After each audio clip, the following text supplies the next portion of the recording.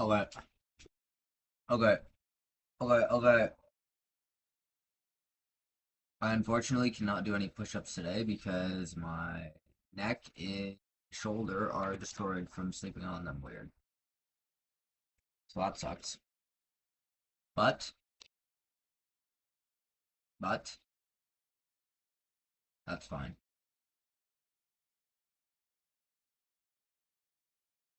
So what we're currently working on right now is taking a bite of this burger. And what we're also working on is making a lot of money. Make sense?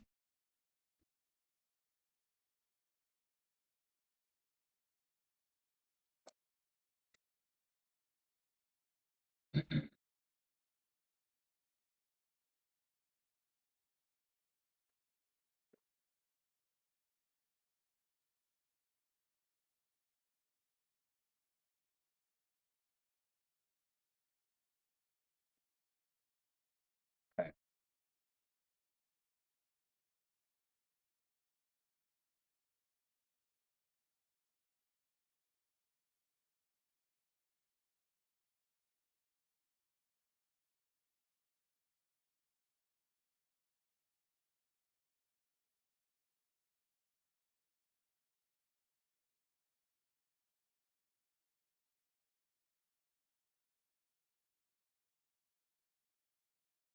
Good.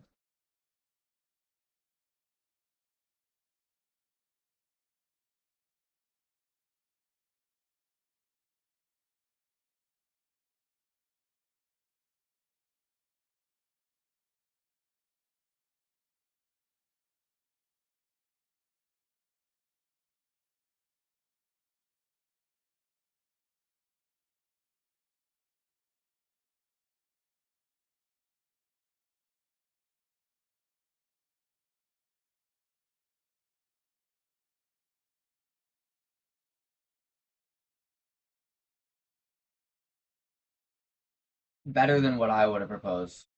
Everybody see that? I'm smarter than my own robot. See that? Hope you're anthropic proof, guys. Gotta be smarter than your robots.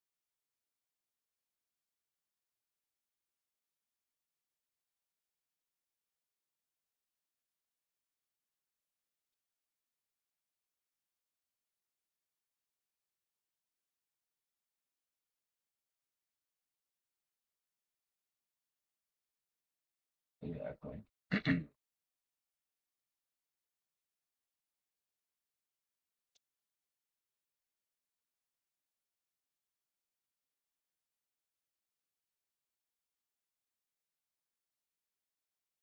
Exactly.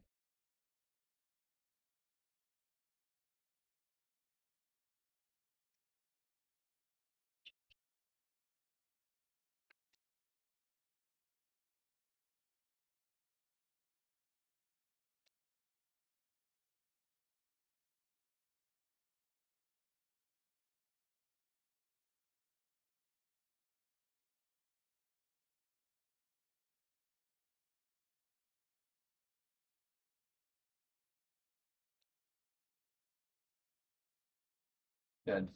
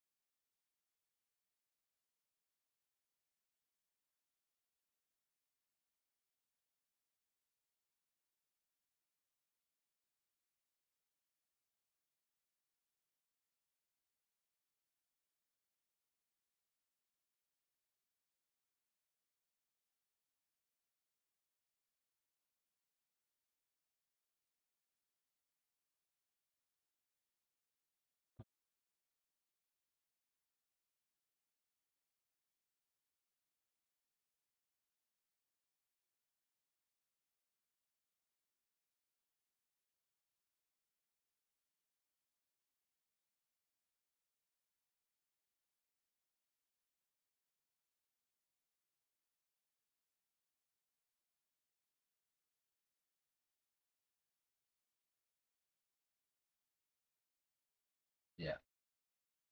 Yeah.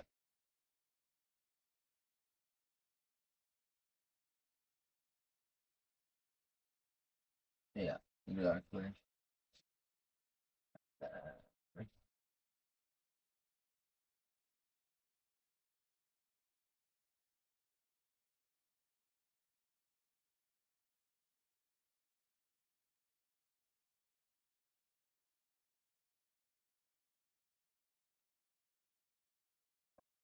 that makes a lot of sense.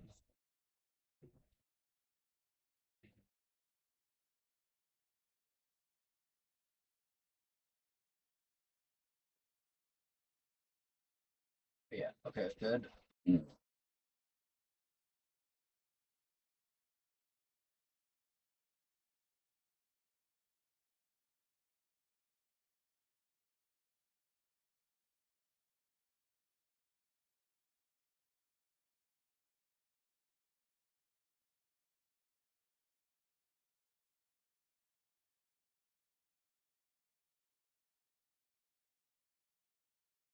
Uh, uh, uh, uh, uh, uh, uh,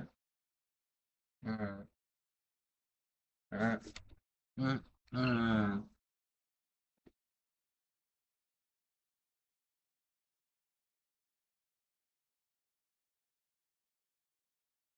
Yeah.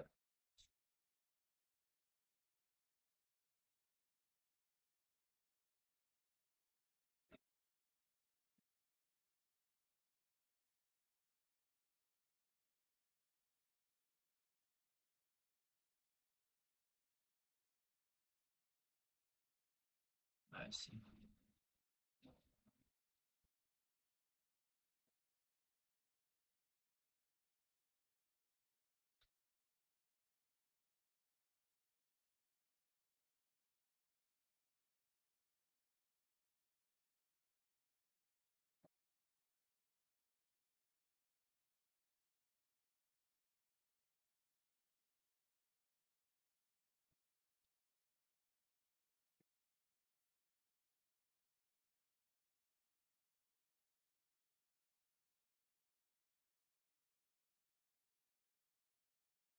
Yeah, that makes perfect sense.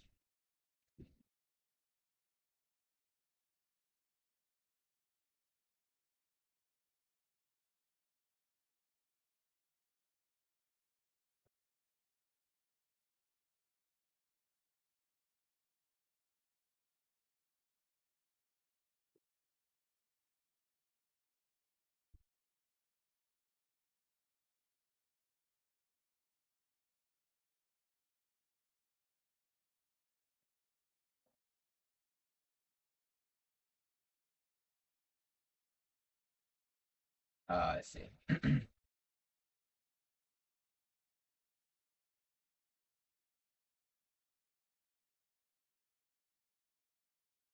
I see. I see.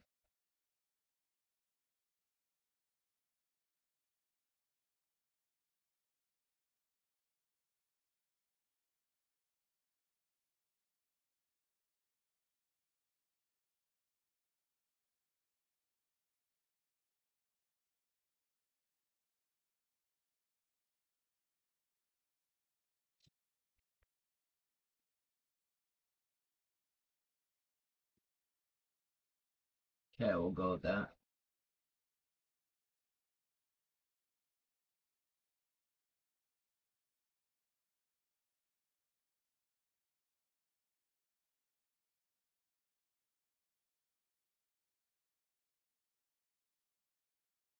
Yeah,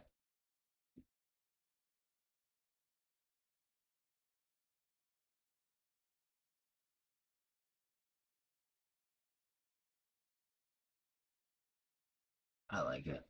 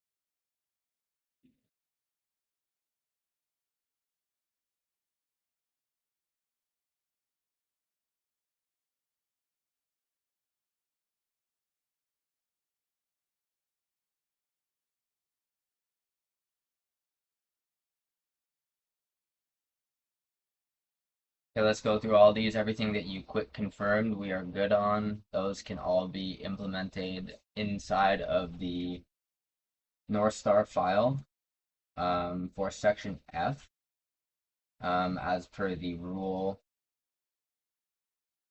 for the being to segment snapshot. Yeah, this is correct. And we do need to implement the other half of the contract, so you can implement that as well. We are aligned with that. For section G, for the placement anchor, yep, we are aligned on this as well. It's basically exactly what you described. Not basically, it is exactly what you described. And you're right. The one real dependency is that the parser, like the retrieval pack, has to also now include labels and aliases in order for this to work. So we need to make sure that's accounted for as well. Let's make sure that I see here you said that this is the one item where I say the doc currently understates the work. Let's do a full pass of that section on this sweep here and make sure it's fully up to date so it no longer understates what's actually going on and implement any of these new ideas. For the minimum to draw rule, yes, this is completely correct. We are all on the same page here. And yeah, we will make it so that we can draw even without a label. We'll keep that as is. For the next section for no op transfers, I see. So case A actually is already good. And then for case B, when there is no geometry change, I guess we do need to explicitly flag that in the transfer outcomes. And you're right, we do need to clarify these two cases. So go ahead and update the North Star to account for this. Make sure it's done across all examples as well as whatever section it needs to be added to or updated in. For section 4, the big clarification. So yeah, this I understand now. So the first case, I understand now why we can do the, two schedule draws of the same ref label and why that's allowed. So that's totally fine. And then for the genuine edge case, I think your idea of option A, where we do the pairing with based on like the template link, right? Like what does template link get paired with? I think that's the best way to split it up, and I think this pretty much accounts for everything. Like, it's only ever actually no, it actually does not work the way you've recommended it because if there is already like a daily schedule implemented, they may be adjusting the anchor of that. So already that breaks things. So it doesn't quite work. We need to come up with a better rule or how we can identify where to make the template link if we have the case where it's an activity and daily template with the same ref label. So we need to be more explicit in how we handle this. The easiest solution I can think of is we just don't allow the same ref label for daily and activity templates. That's like the easiest fix. Then we can never run into this issue. As for how do we get more creative about solving the issue if we do allow the same ref label, I don't know if that's a problem worth solving because the ref label is essentially just for the internal reasoning. It doesn't even necessarily have anything to do with the actual spoken alias or display. So I think maybe the best solution is just make a rule that says you can only have one ref label per template, and that's true across both activity and daily. And I'm struggling to see where there would ever actually be a case where ref label should even really be conflating across daily and activity because they're two very different types of things.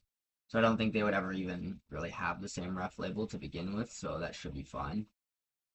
So moving on to the cross row relation field, you said I'd flag before you add it. So I'm a little conflicted on this one because my understanding when I initially designed it is that the Y context would be possible to track by looking back, but that doesn't carry information as to like why the memory link was established. So it's a different type of link that we're going for here.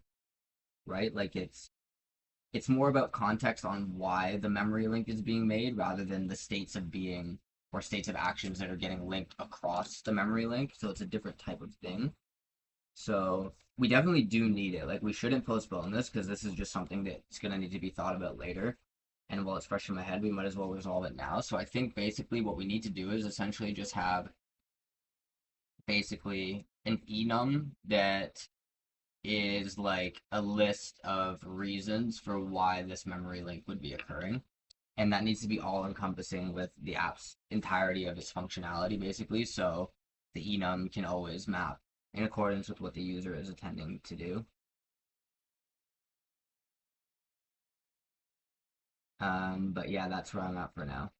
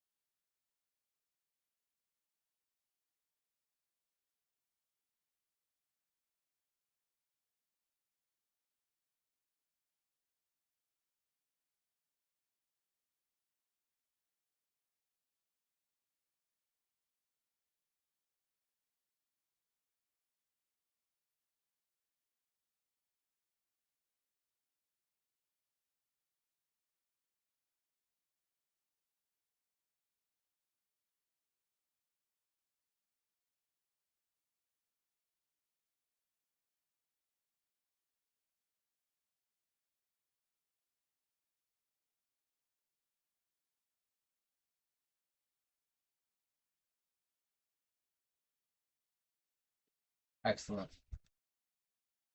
Very good.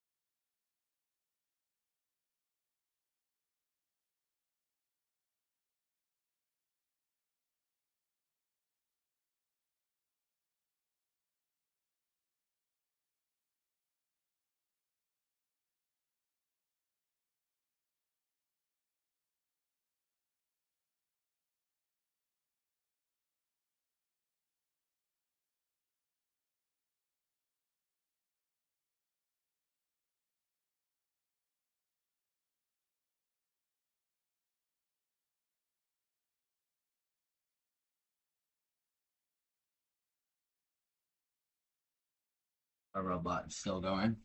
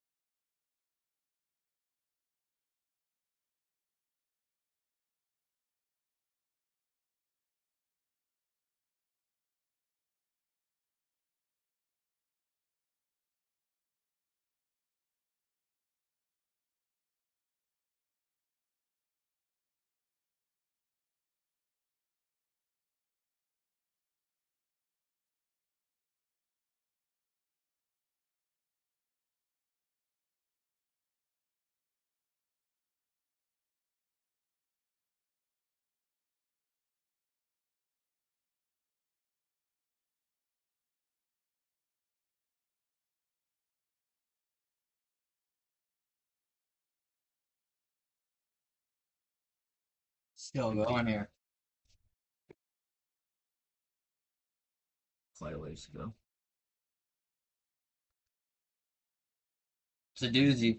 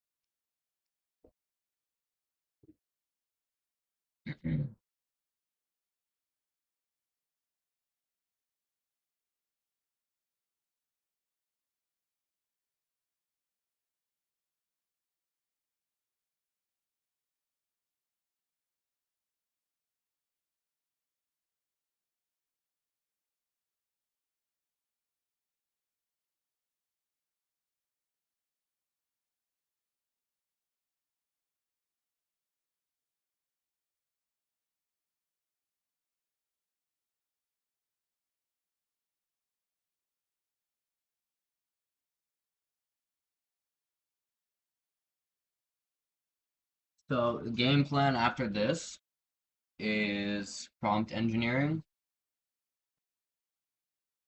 for um, the core loop, and then we build. Probably start building tomorrow.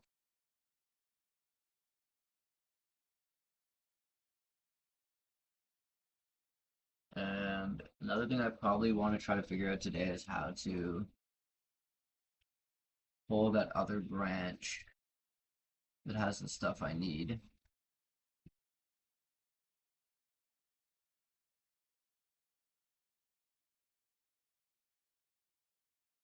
Ideally, by Sunday, what I want to have is like one main branch again that we can start working off of, and also have the inertia layer probably needs an update at that point, but a lot of the info I need is at home actually.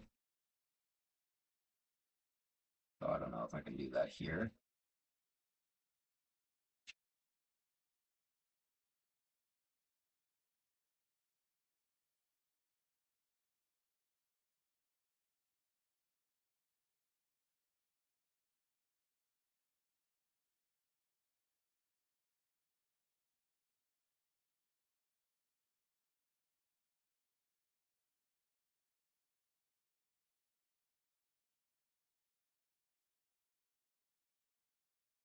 Okay, I'm gonna let this finish up. I'm gonna go do some stuff quick. Hold on. How do I?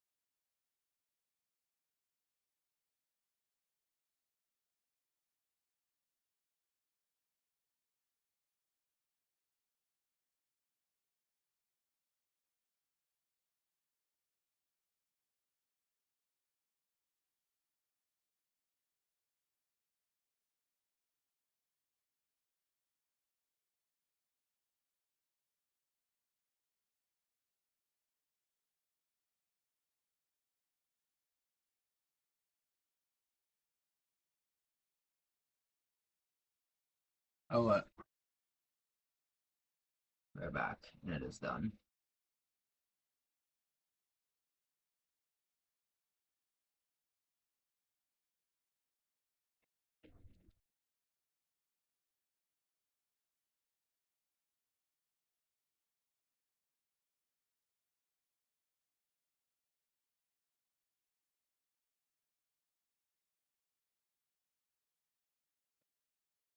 Yeah, so the final thing that we need to do now is the final sweep across the North Star data architecture plan file. The same way kind of you did at the start of this chat, where you did the full sweep, looking for any inconsistencies or open ends or whatever.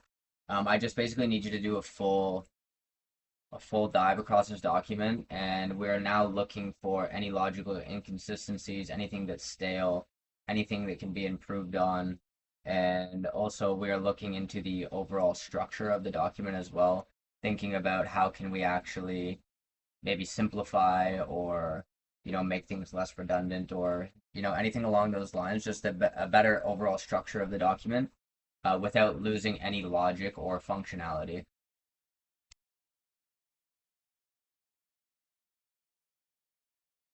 How do I turn these notifications off?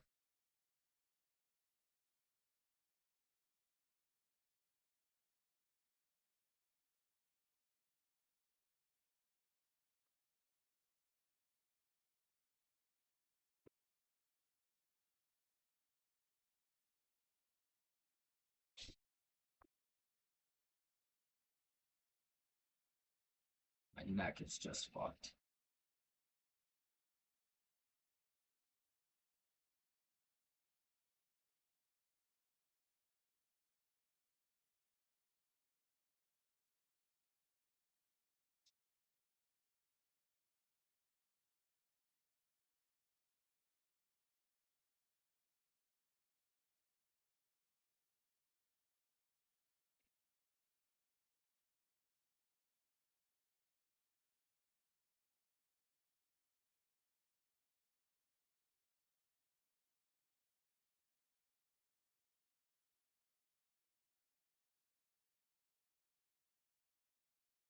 Wow.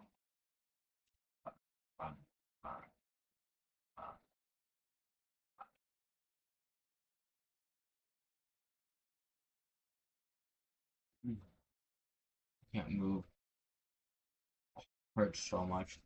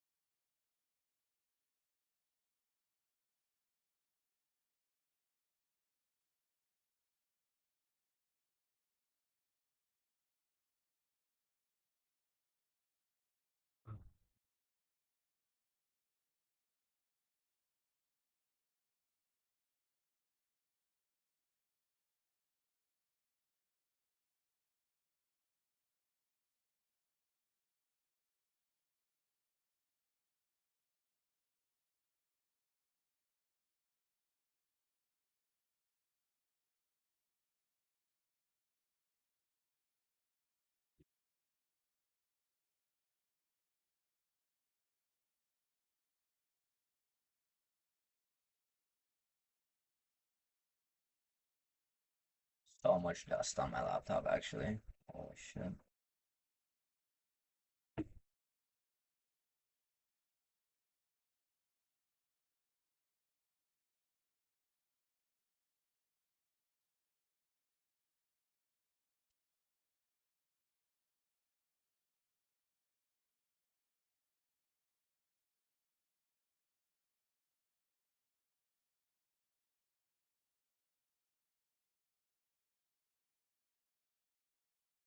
Home in 5 parallel passes.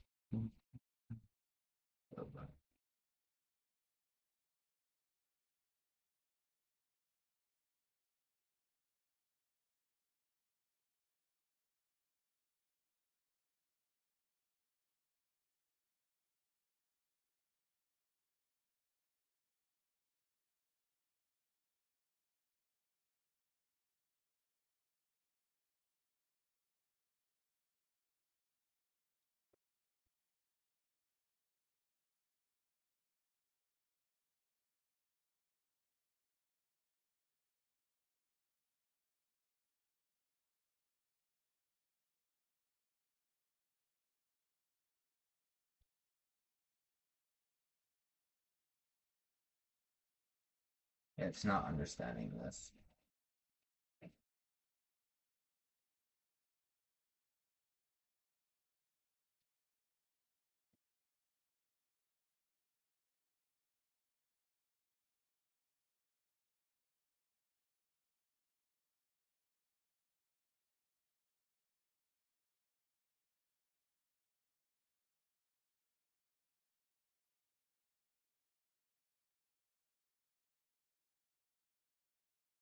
So the retriever pack is only for, it's not actually doing anything until that row gets persisted, so it doesn't.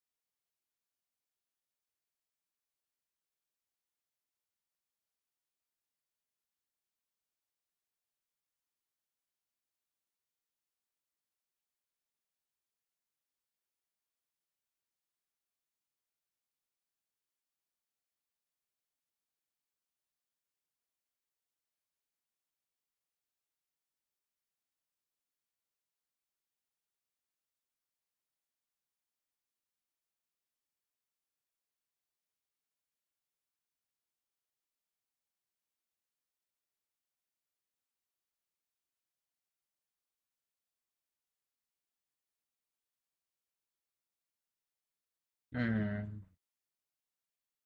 It's fucked. Fucked.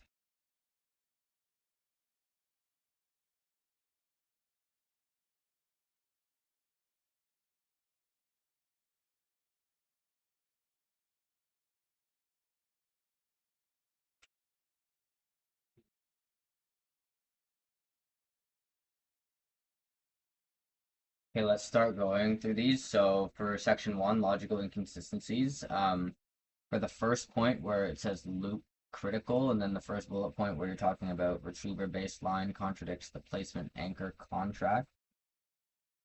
So let me just think about this for a second.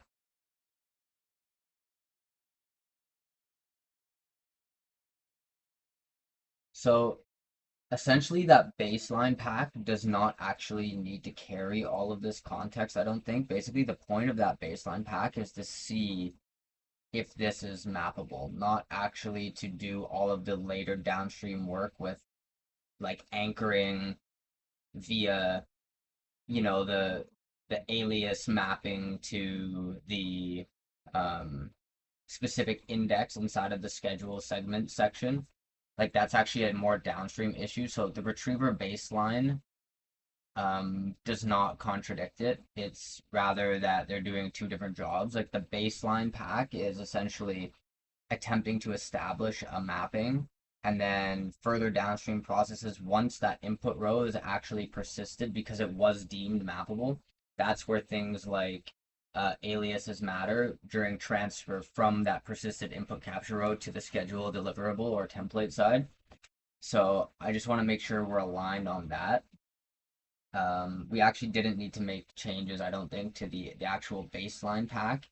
It's more about how do we transfer from the input capture row to the schedule deliverable, given the nature of the user input, and then how those persisted aliases actually would map to the anchoring of a specific segment index.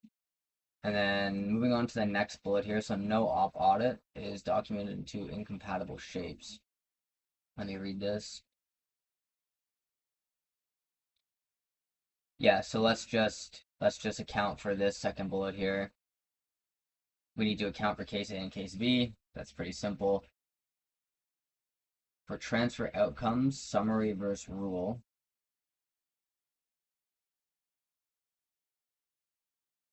Yeah, I don't believe there is supposed to be a top level status now.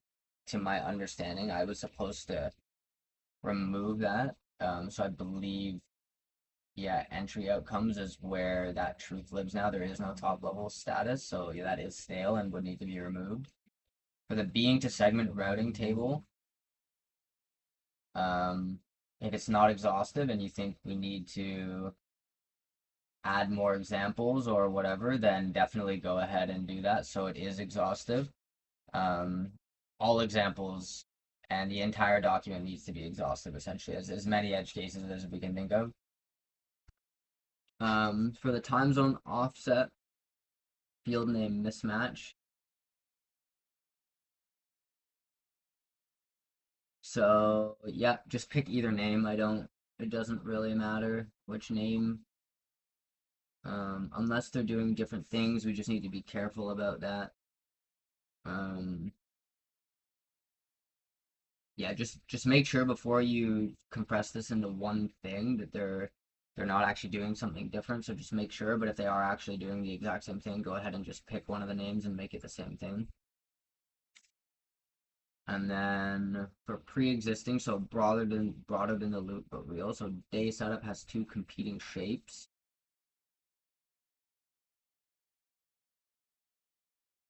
Yeah, so let me know which model you think should win, and then we'll just pick the best one because we definitely shouldn't have two competing things.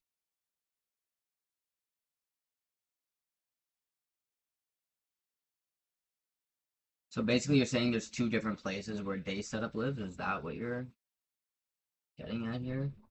I think what happens, I think to my understanding, it's when the intent has day setup, that's when the day setup um, field gets filled in its own facet. like day setup dot operation would only run if the intent is day setup. So I'm not sure if they're actually competing models or two separate things. So just make sure. Then for template kind, required on every entry versus do not block on saving. Yeah, so there does need to be an explicit, this is required for complete entries, and then you omit the intentional fragments. That does need to be explicitly stated. Then for relation, openness, conflict, so a short open list will link integrity treats them as closed enums with fixed lists. I can't remember if we actually established a fixed enum or if we did leave it as an open list that essentially the LLM can reason about and title on its own. Make sure you look across the document to see what makes the most sense or what we actually came up with previously, and then get back to me on that. For memory links, target scope allows the same row being target to contradict the capture row, prior capture row only. So let me think about this. Yeah, there should never be a same row being target for memory link. It should always be across rows. I don't see how this contradiction could have possibly came up. That doesn't make sense. Memory links are always explicitly across rows, so yeah, that should not be possible. And then for parse order is stated three different ways. And then it disagrees where placement, WAP adjustment, and dialogue states sit. I'm not totally sure what you mean by that, so you're gonna need to explain that more. And then yeah, as for the stale content and the redundancy, we will deal with fixing that after we go through this first pass here and fix these, and then basically we'll be after we've dealt with all that, we'll get rid of anything stale, we'll strip any redundancy, and then we'll come up with a good structural target that preserves all logic.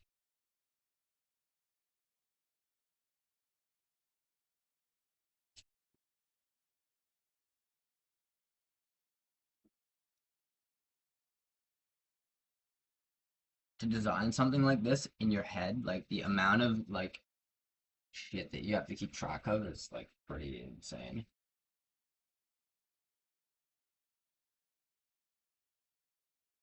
Like you're juggling like hundreds of systems and subsystems in your head all at once, and how they relate to each other. And you have to think of all the edge cases, and it's just a lot, to be honest. Not only that, you have to have the imagination to be able to actually come up with what these systems should even be in the first place. Then go about designing them to fit that imagination. Then keep track of them all simultaneously while you develop the other systems to interact with that other system you just imagined. It's a lot.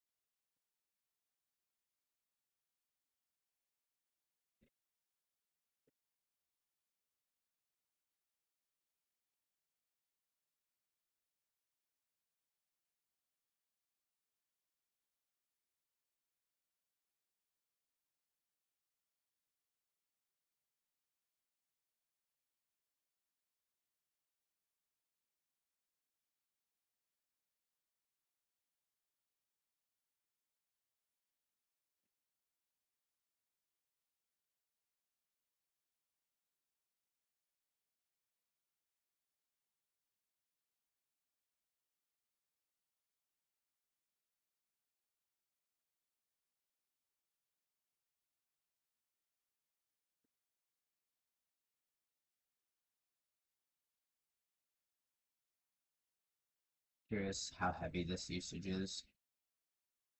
I guess it's pretty heavy. Yeah.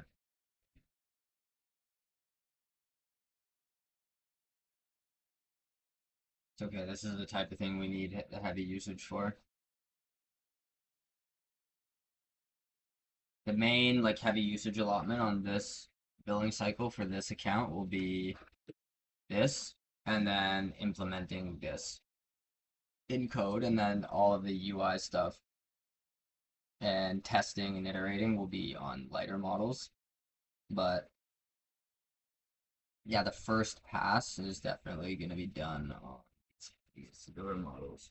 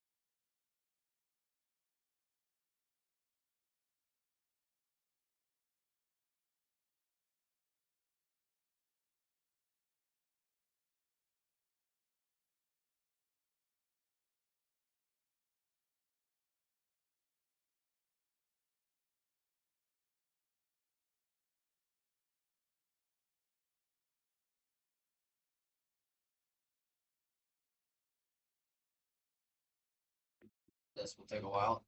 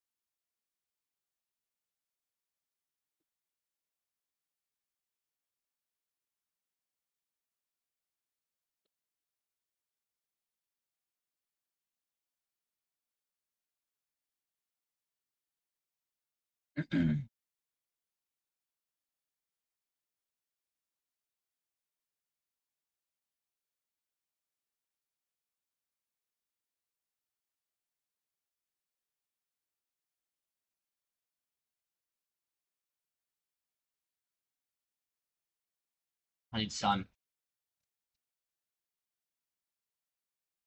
Sun.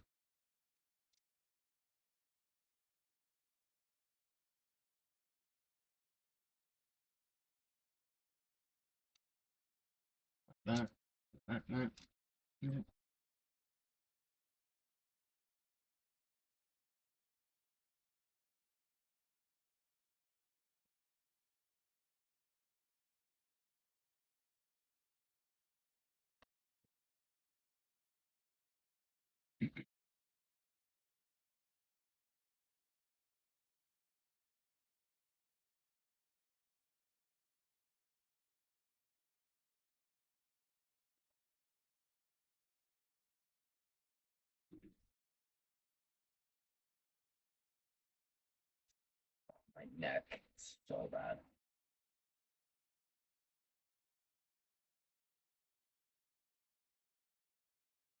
Oh,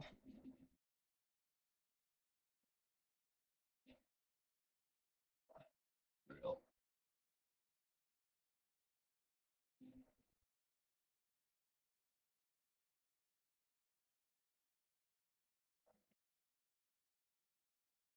You know what? I gotta know. What does grep mean? I gotta know.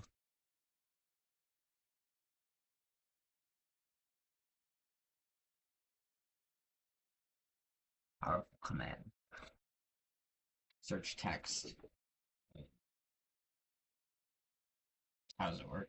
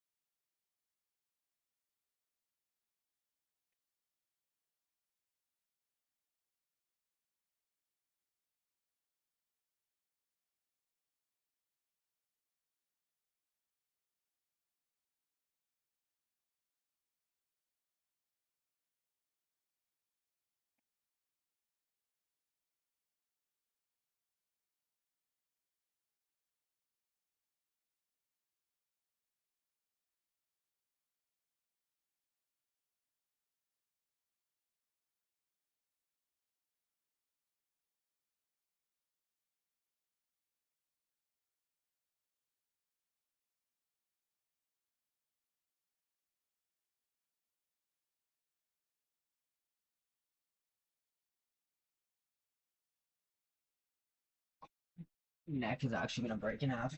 Oh my god. Somebody needs to just. Oh my god. Oh my god. It's the worst thing ever. Oh. I had this happen in Thailand when I was training, and it literally took like 2 weeks to get better. So bad.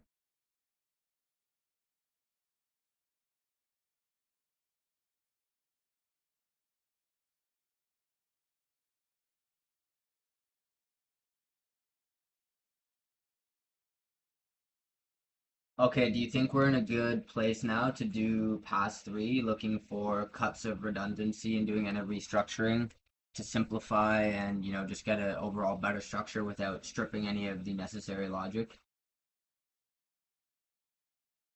Meaning, like, is the actual current context in the North Star non-stale, non-contradictory, everything logically checks out, all that good stuff?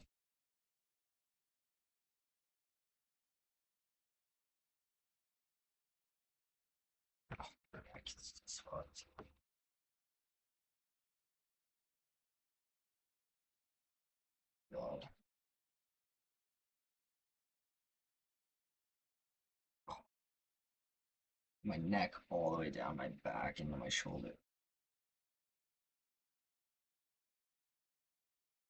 Oh, God, it's like so bad. Can't even turn my head. That was just sharp pain.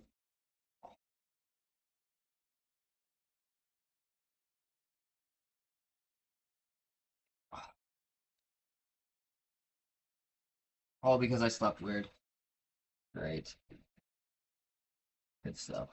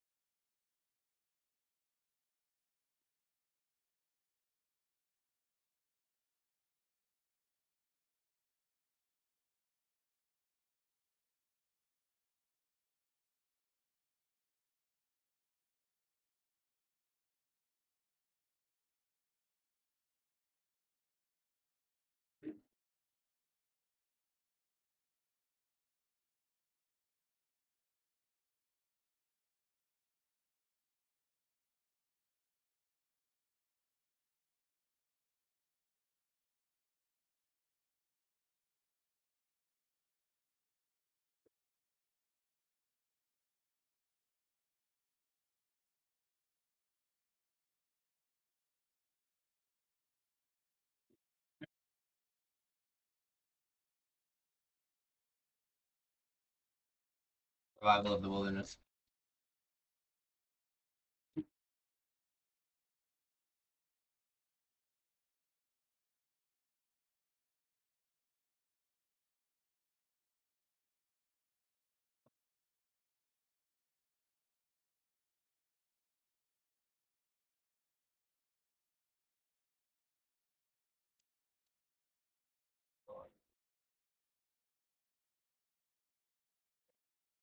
Somebody just hammer my neck, please.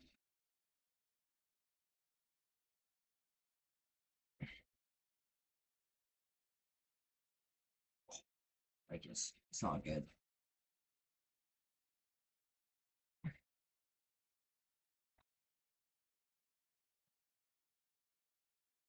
Oh, God.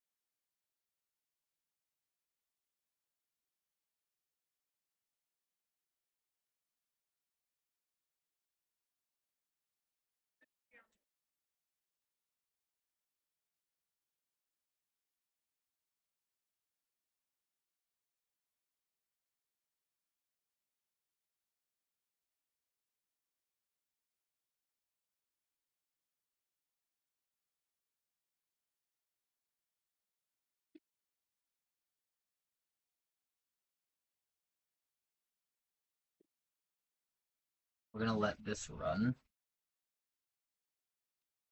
And then I'm trying to decide, do I do the LLM prompts right now? Probably, yeah. Probably just keep going right after.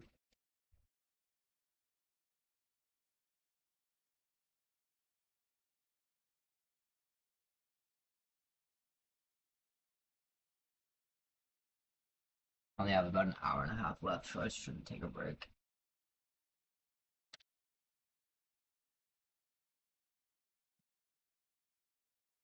Yeah, won't be able to take a break.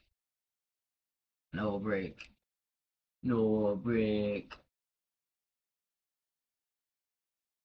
So I think I'm not gonna read the entire document actually, because everything that in my mind I was already aware of needed to be gone over. It pointed those out in this sweep and we went over them. So it's basically confirming the gaps where I thought the gaps were. And now that they're fixed, I believe the rest of the document is already good to go. So basically what we need to do now is turn essentially this plan file into prompts. And I'm trying to think what different types of prompts we need, right? I guess like a prompt, it's just one prompt. I think it receives an input. That's a prompt. And then once it gets written, I guess, to the input row, then it would need another prompt. Or maybe it just all happens in one prompt. I'm not sure. Let's see.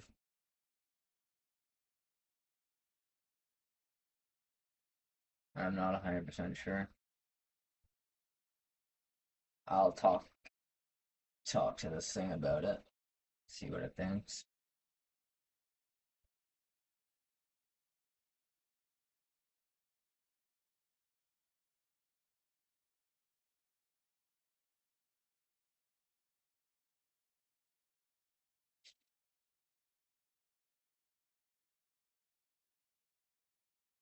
Oh.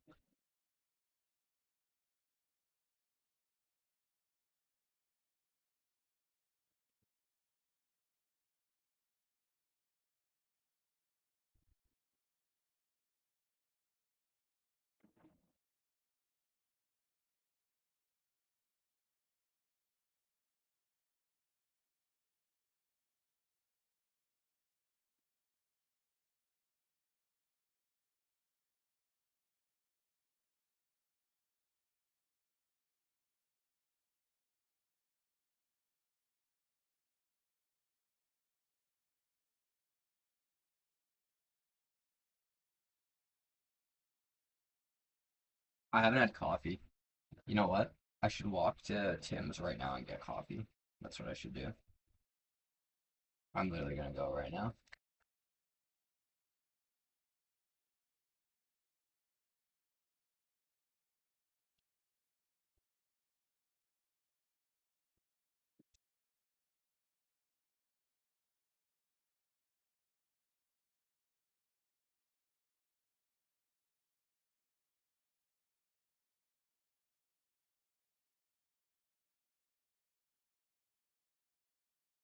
Okay.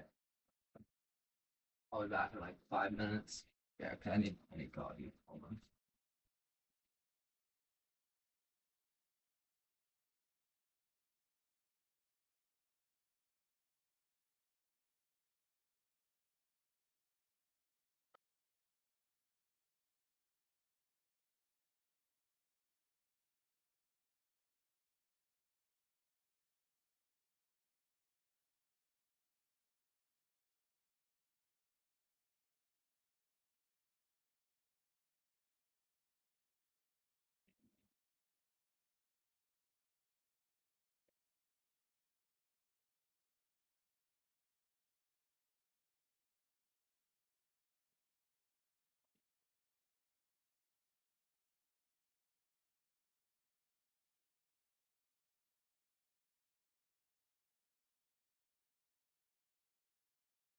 I'm not gonna go yet. This is too close to finishing. I'll get it to do the next thing and then I'll go.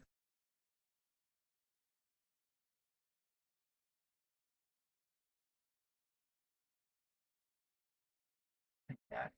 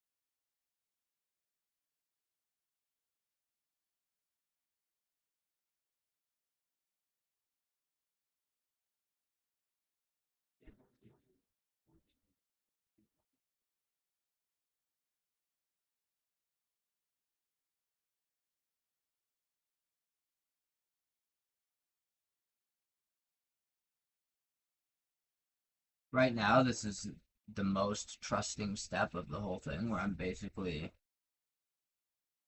telling it to get rid of things from the document that it thinks doesn't need to be there, because we have done a lot, and I'm sure there is a bunch of stale, contradictory stuff. So I'm hoping it doesn't remove anything that actually is important. And also, I'm foregoing manually reading the entire document again, because I think it's just inefficient, and the best way to go about it at this point is by testing. That will be the fastest way to iterate. So, yeah.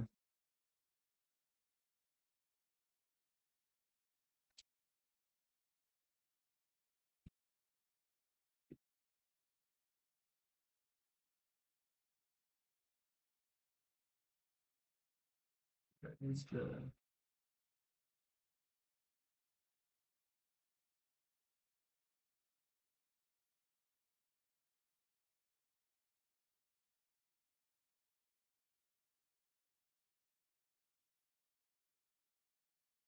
Wow. Wow. Uses it a lot to do it like this. I'm gonna shut off 4.8 after this. It's the last I'm gonna use of 4.8 today.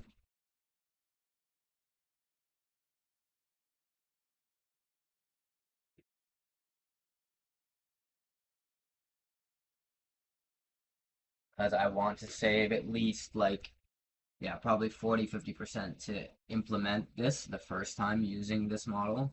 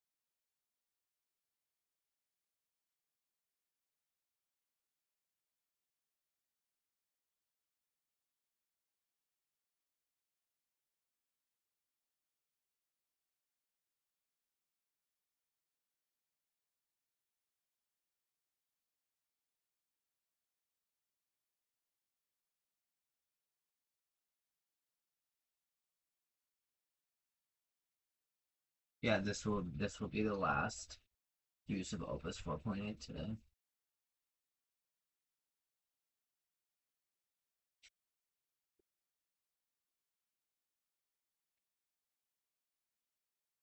But it was very important to use this model for this because this is the bread and butter of the whole operation here. And when I tried to run this type of pass previously using other models, it did not catch everything that it needed to catch, and because I knew what it needed to catch basically, and I didn't want to manually go through and say find all these things.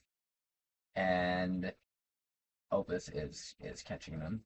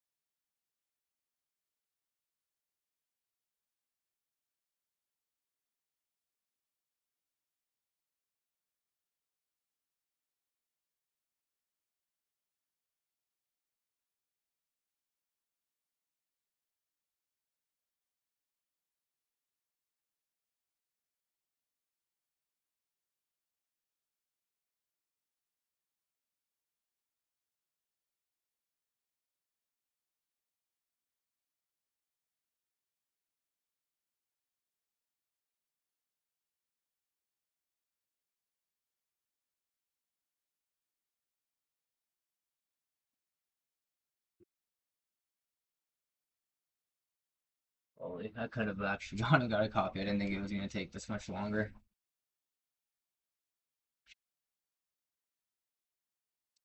So what I will read is, I'm thinking I may actually need to use Opus again to make the prompts.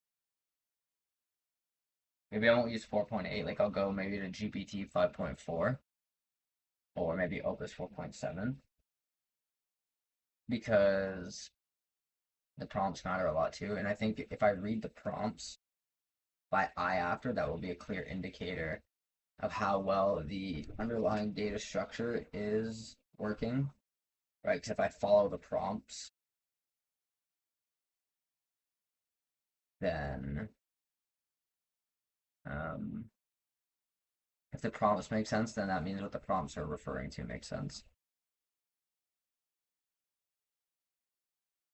So it's kind of like a two in one.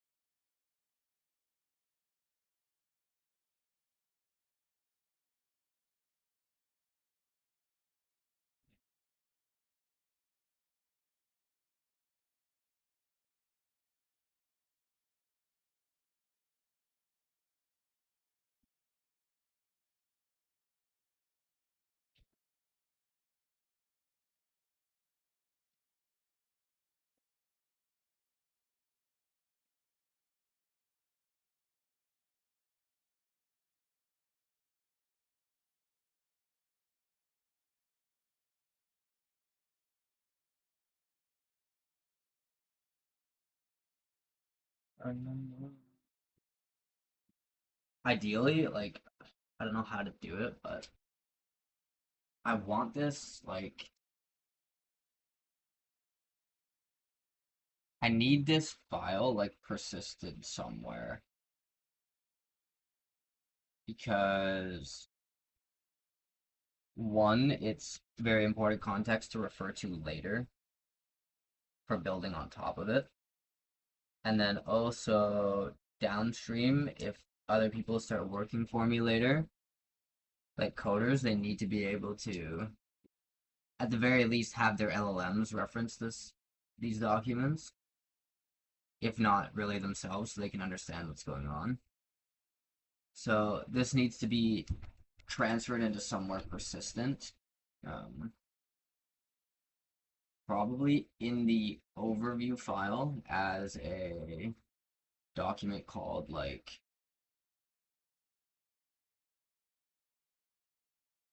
product core loop or something like that, like core functionality.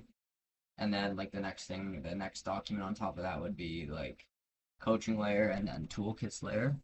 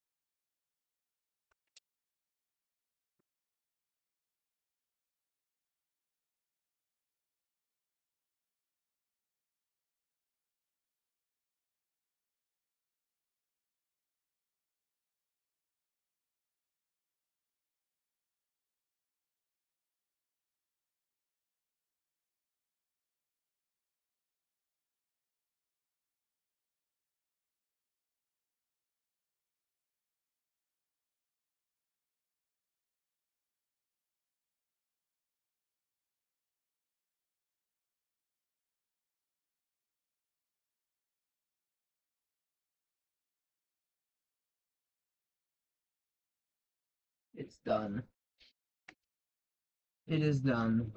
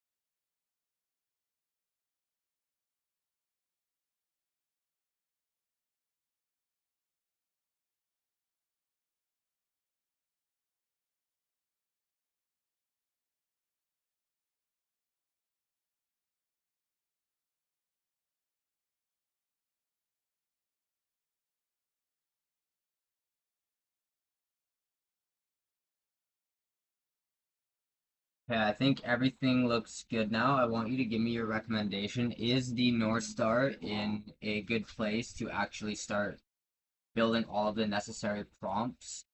And then once all those prompts are done, actually implementing code and building this out section by section, step by step.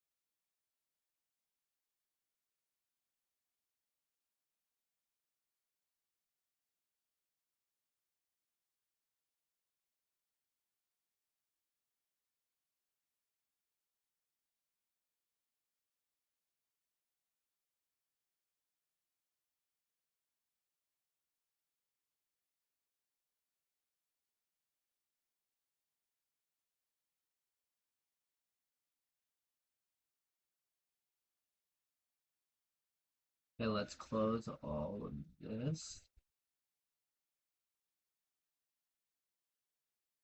Turn this back to auto for a second.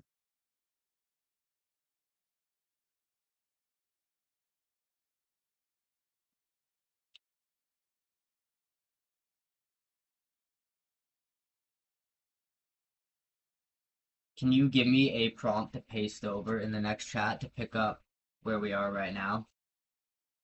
The game plan is basically that we want to build the prompts in a file that is separate from the actual North Star file, while still respecting obviously all of the context in the North Star. And then once that new prompt file is done, we'll do the merge back with the North Star the same way we just did with the phase 3 transfer contracts file.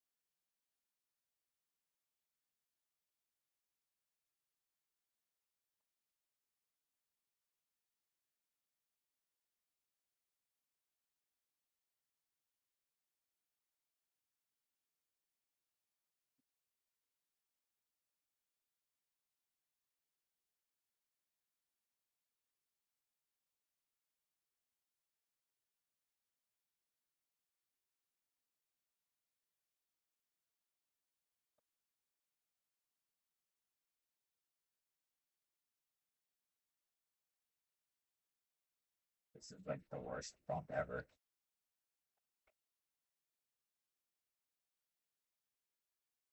I'm just gonna do it myself.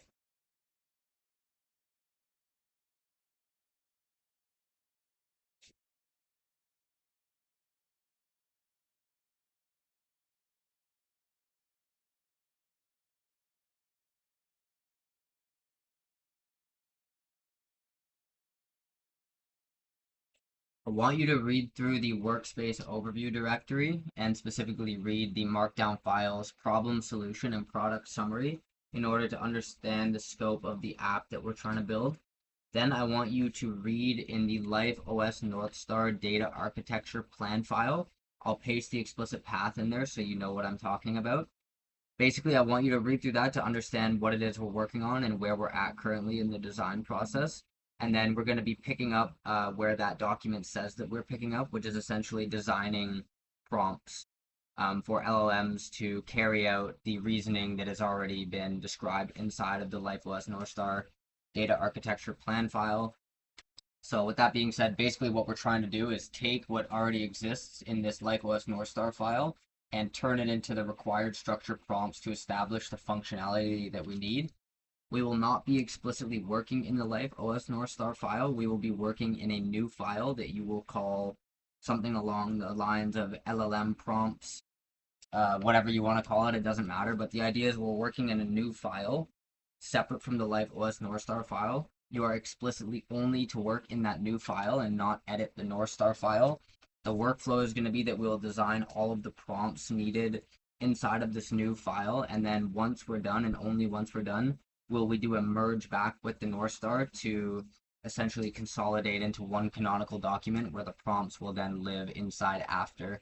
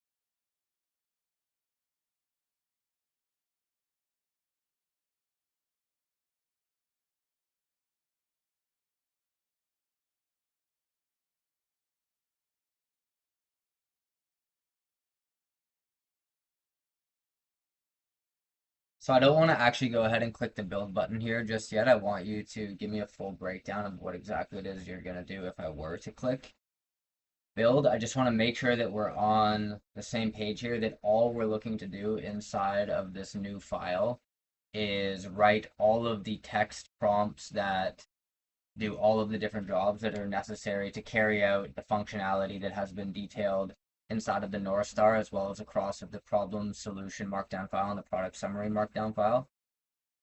There is no goal other than that. The only thing explicitly that we want to do is write prompts. That is it.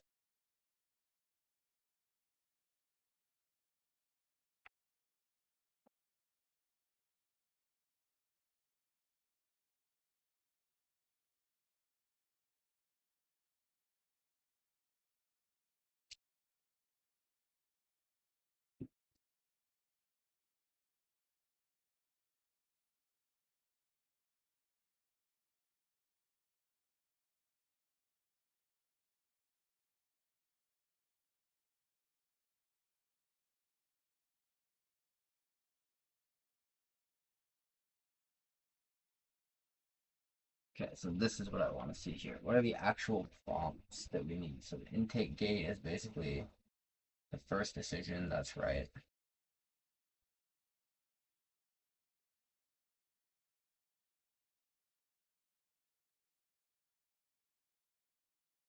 Okay, so basically what I want to do is I want to develop these prompts one by one in order in which they would appear upon receiving a user input, and then essentially figure out the next prompt along the actual natural order of the pipeline and do it in that way. So, for example, the first thing that happens when a user says something is there is the intake gate, right? And then obviously whatever follows that would be the next sort of prompt that we would develop. So the idea is that we need to follow the actual flow of information and develop the prompts in that way, or else it might not make complete sense. So I need you to propose the correct structure and the order in which we'll be developing these prompts, and make sure that it maps in accordance with what's detailed in the Life OS North Star file, meaning that we're in accordance with the map file that shows the, sorry, not the map file, that we're in accordance with the direction of flow, essentially, of information from user input to actually,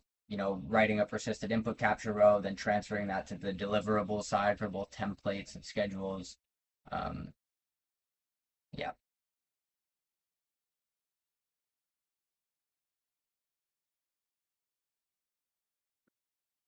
City's on fire. It is hot in here right now.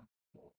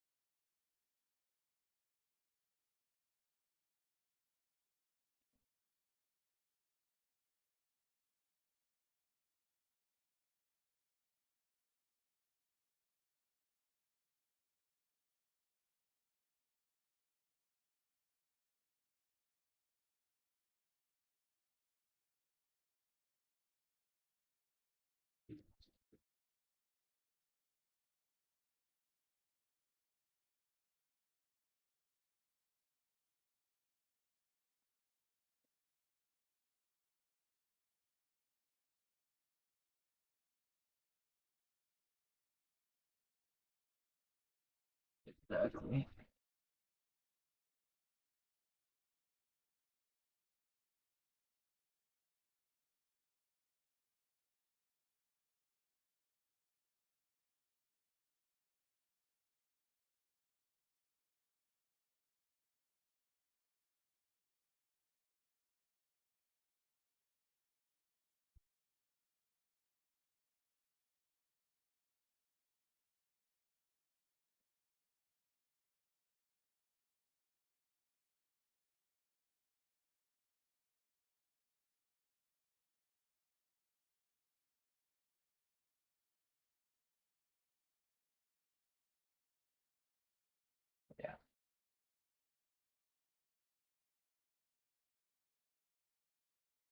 Okay, that makes sense. So basically, we're only concerned with LLM prompts up to um, either persisting or rejecting a entry in the input capture row, and then it's actually a deterministic template or scheduler handler that will transfer from either states of action or states of action templates or states of action schedule to the deliverable side in which they map.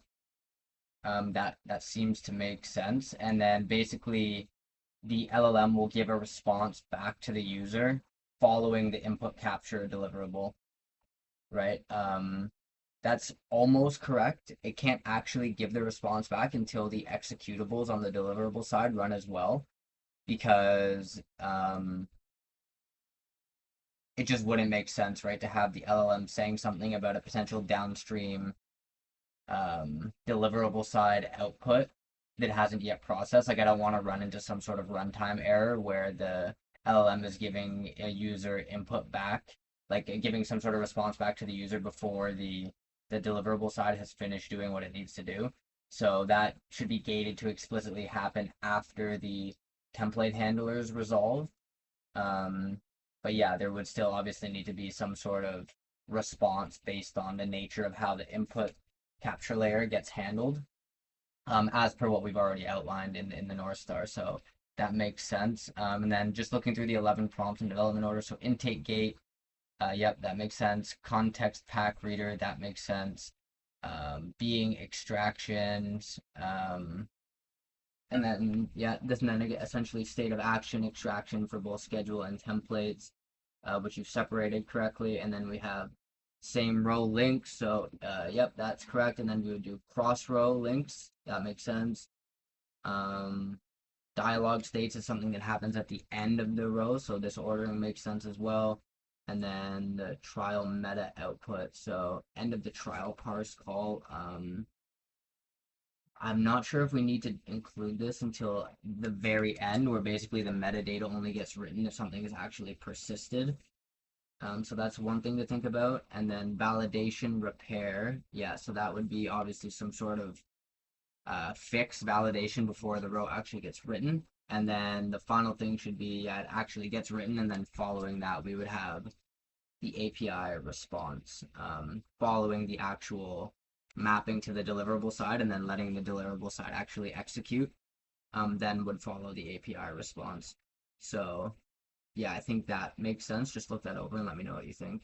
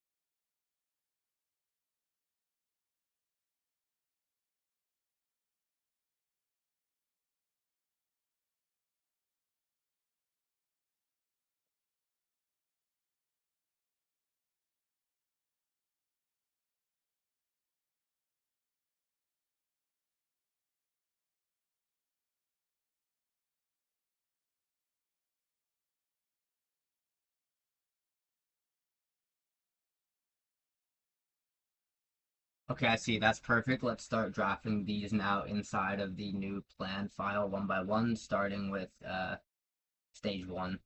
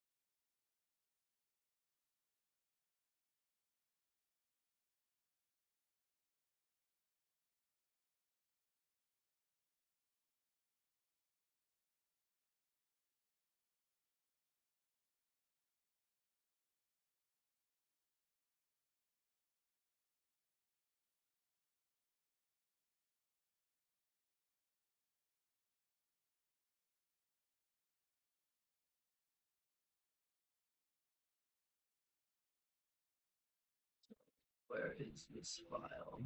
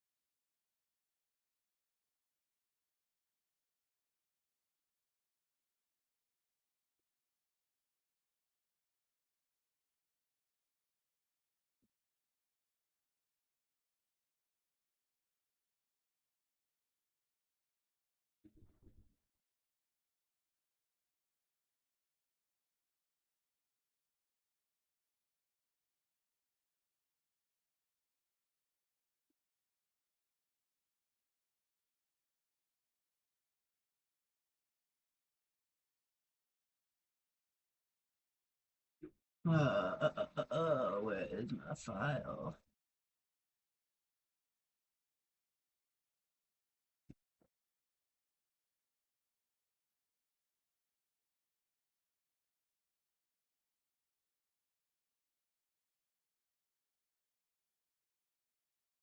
What's it called? LifeOS LLM.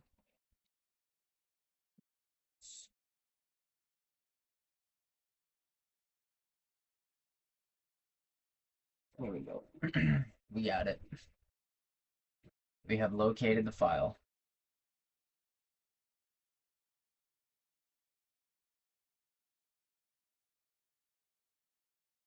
Gonna open.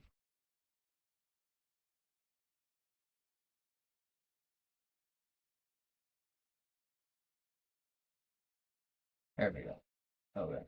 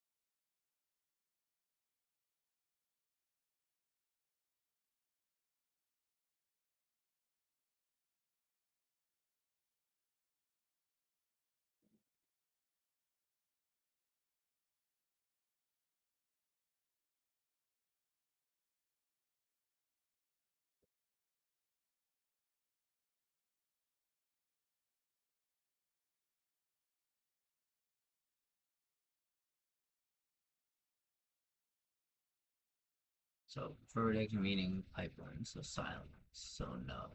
Unintelligible, no. Understandable, unmappable.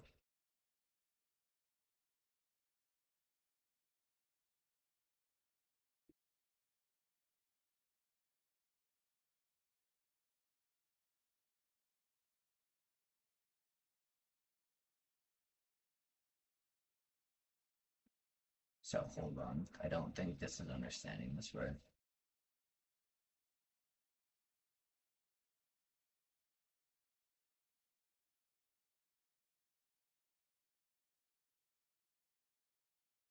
One thing I want to clarify here in the first prompt is when we're looking at the intake verdict, and for the understandable, unmappable case, you basically made it so it always goes down no.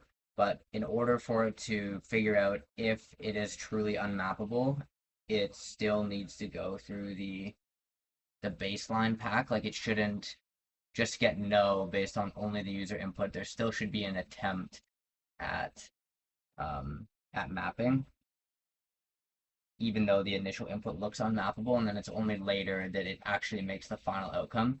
Take a closer look inside the LifeOS North Star to see what I'm talking about. If that doesn't make sense, let me know.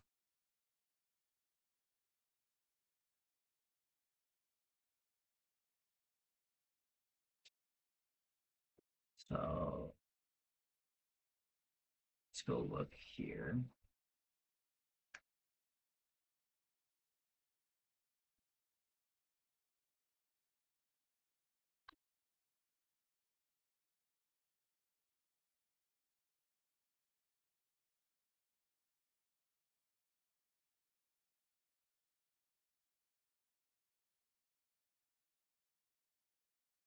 There should be a map somewhere near the bottom. Section 15 or something.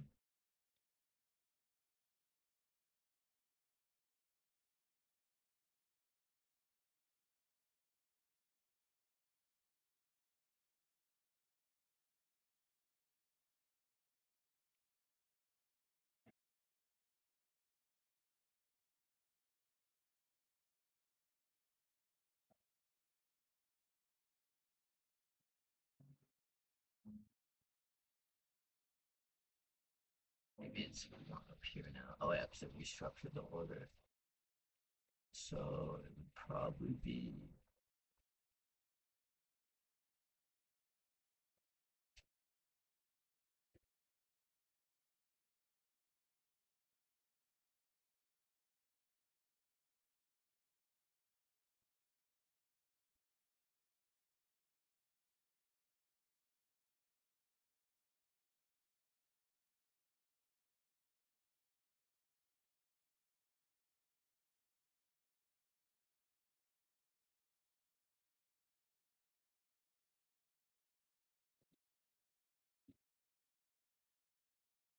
Here, writer path modes.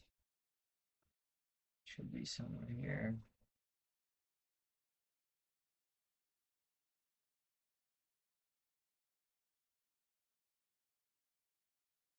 So it looks like it might have actually not brought the map over, which is not good.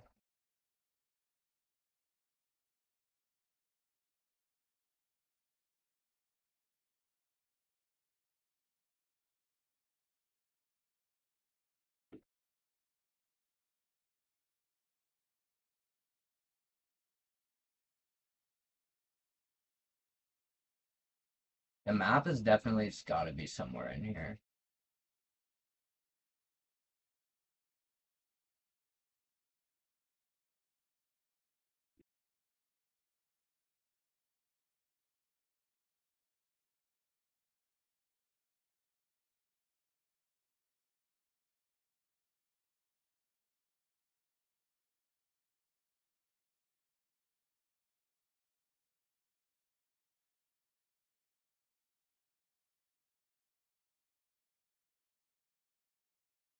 When you did the merge over, did you make sure to keep the map that shows the full flow of like determining whether an input is mappable or unmappable, following like the intake gate between all the different possible cases? If so, can you point me to where that exists in the North Star?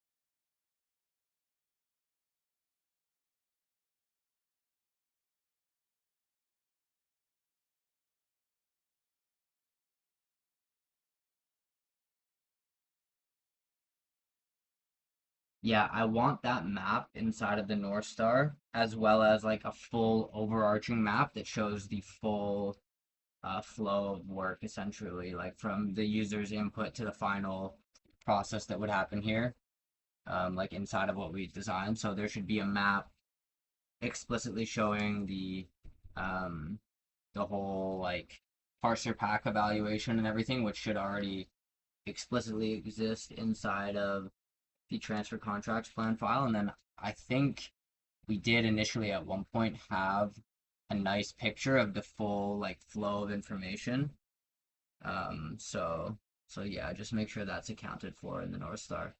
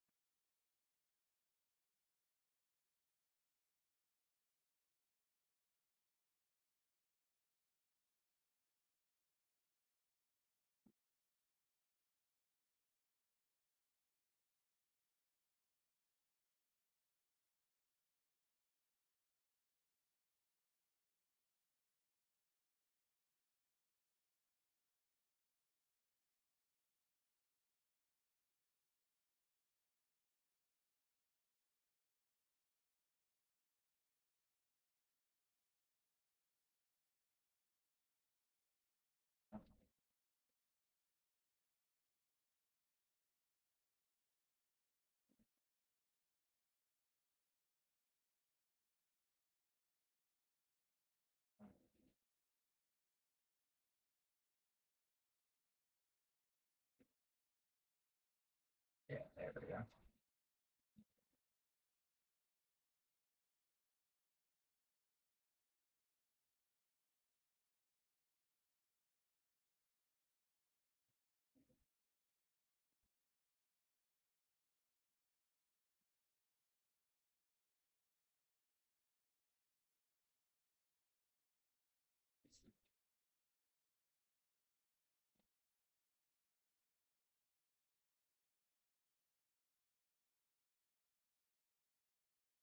So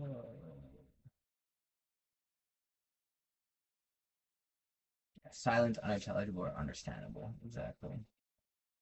Yeah.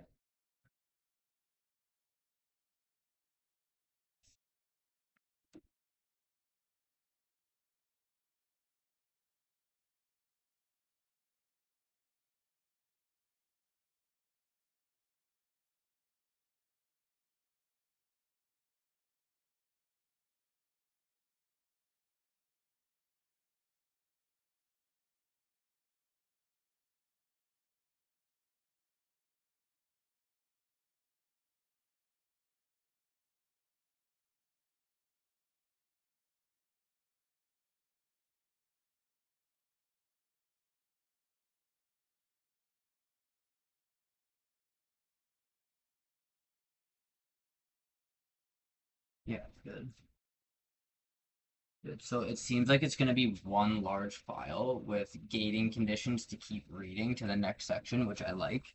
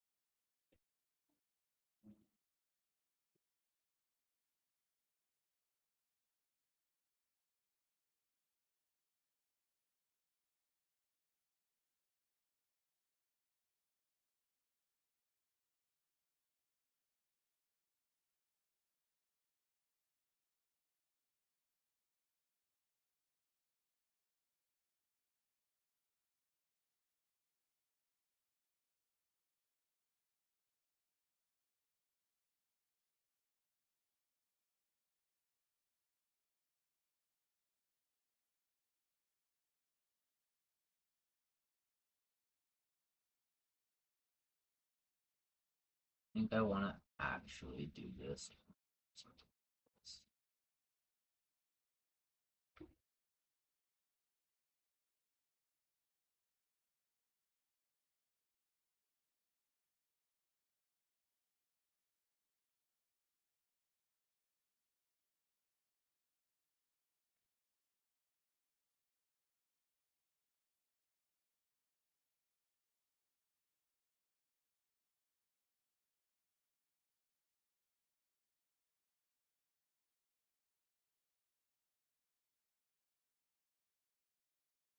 Okay, prompt one is looking pretty solid now. I did add some maps to the North Star file, so just go read through the North Star one more time and make sure that we're in complete accordance with it.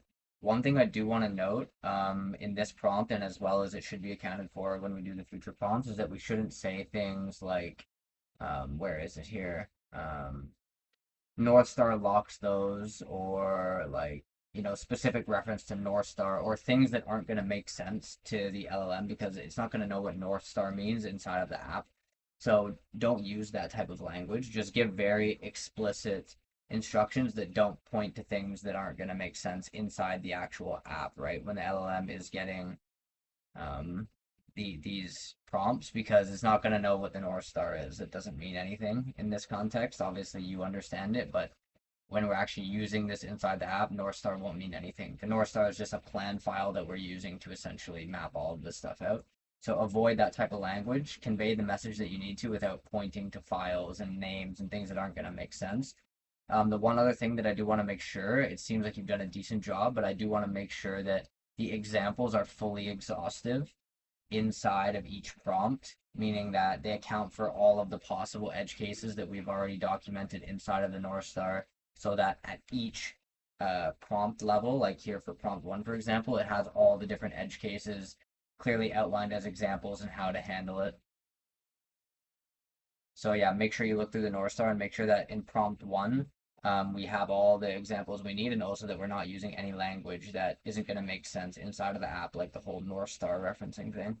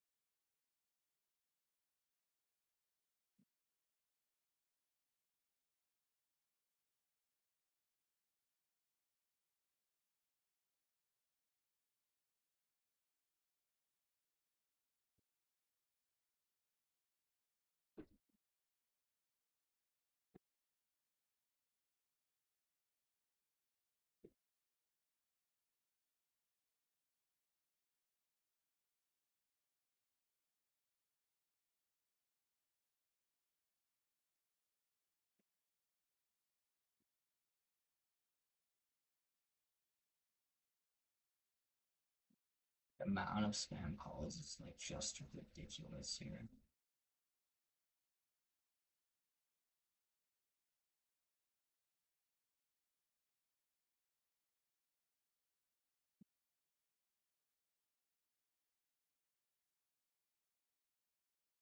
Need to get a number, another number. This is retarded.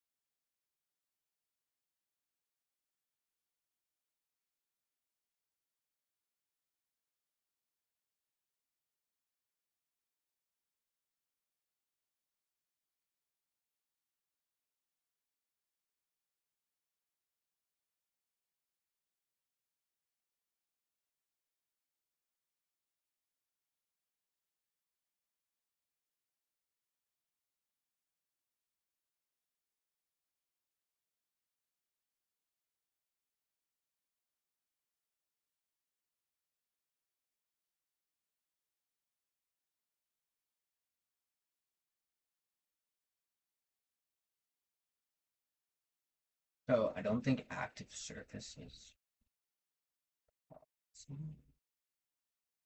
Oh no, it is. Yeah, yeah, that's fine.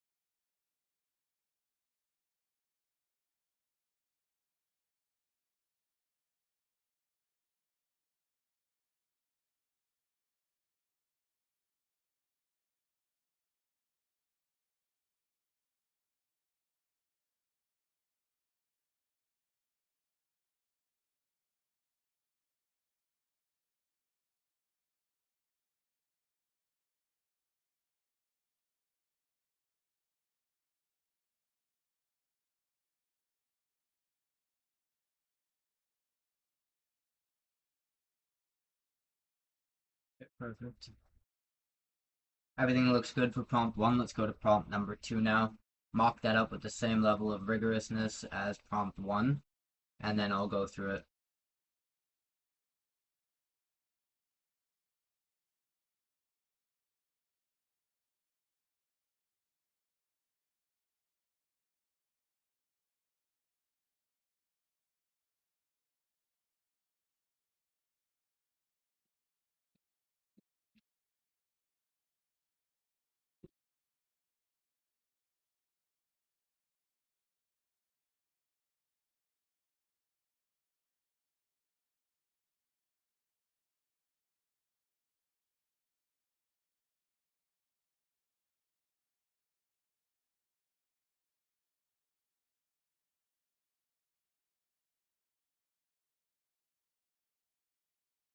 I wonder if I can do push-ups. Try. A little bit accurate thought.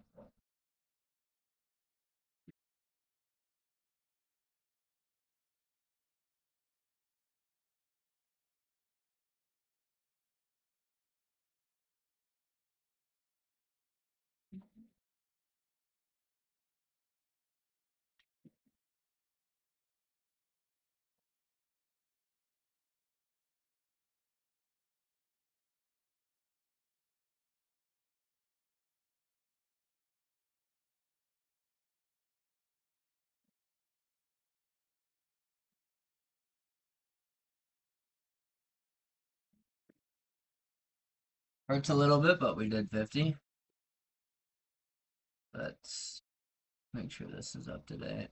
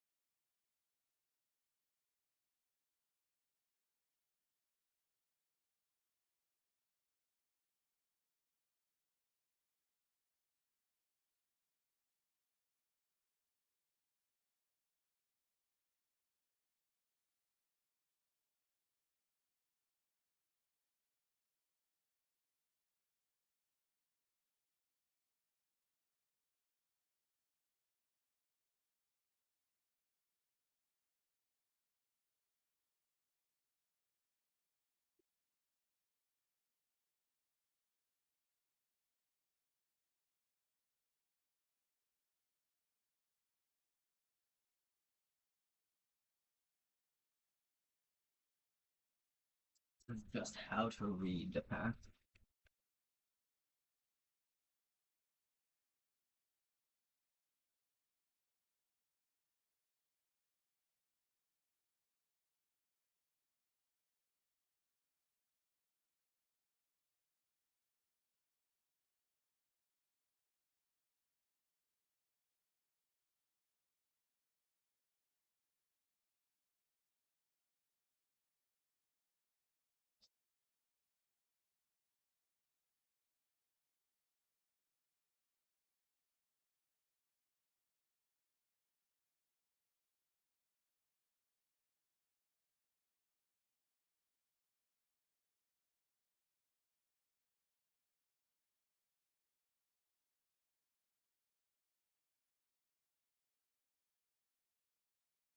They already read raw text, so this seems a little.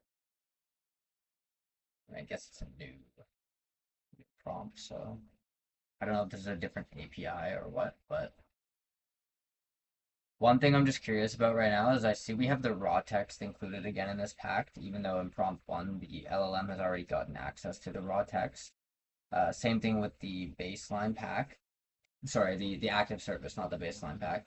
So I'm wondering if this is essentially a new API request with a different, like in a separate LLM chat, basically. So that's why we have to reestablish the raw text and the active service to the new agent. Are we basically treating this like it's a different agent or a different chat or whatever you want to call it per prompt? Or are we continuing from prompt one to prompt two inside the same chat? Like what I'm thinking is basically like you could have one large text file with all the prompts, and then you just gate how far the chat reads down those prompts, depending on if it passes the check at each point.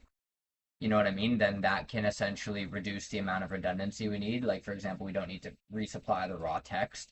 And it also keeps everything in one chat and maintains the context across all of these different prompts. Um, that's one option. Then the other option is obviously if it's a different chat per prompt, like a new API request. That would probably be a lot slower, and I don't know if it's the way to do it, but yeah, just let me know what you think.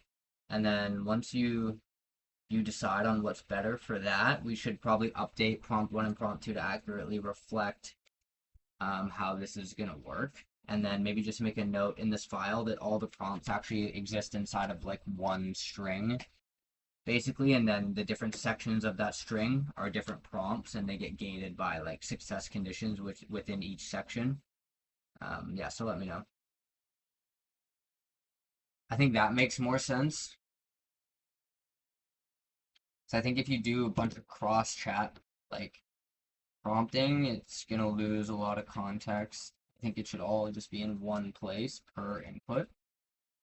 And then you gate how far it reads down, depending on if it passes certain things.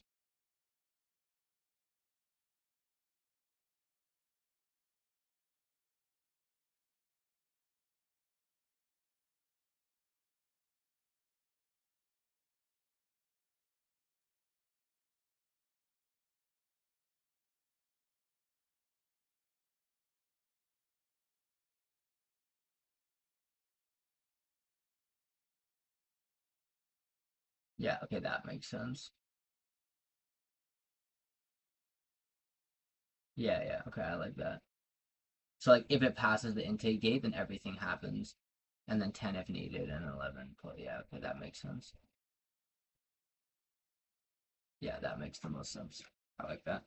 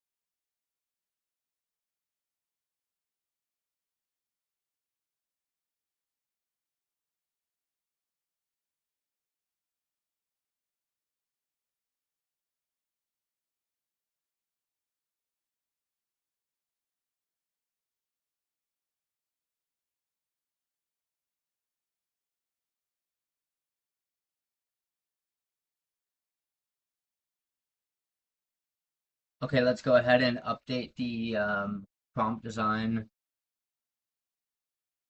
Sorry, the LifeOS LLM prompts plan file in order to account for these changes, and then I'll go through prompt number two after you've done that.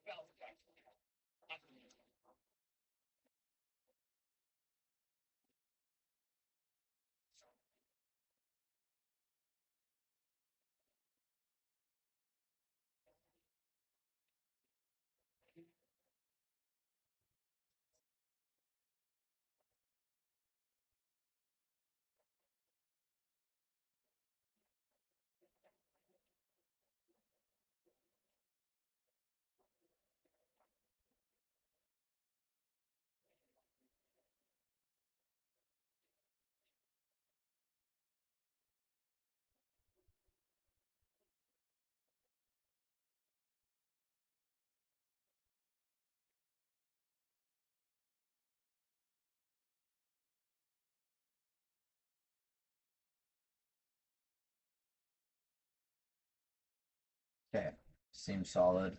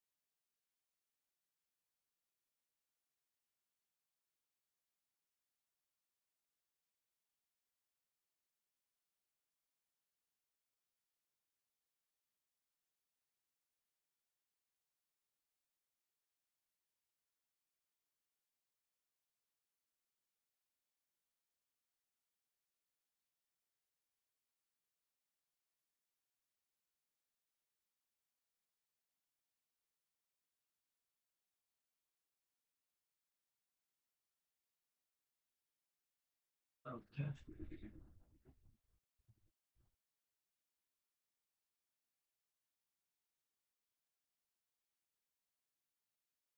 Because we don't need the most recent model for exactly what we're doing right now. We don't need that much power, and I was just using Opus 4.8 like literally an hour ago because I was doing something more complex. But for this task, we don't need something so new. There's no difference.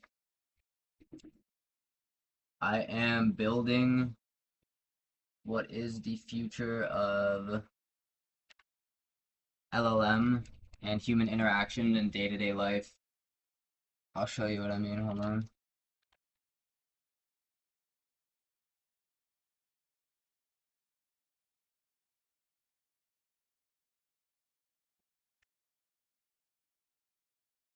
So the idea is basically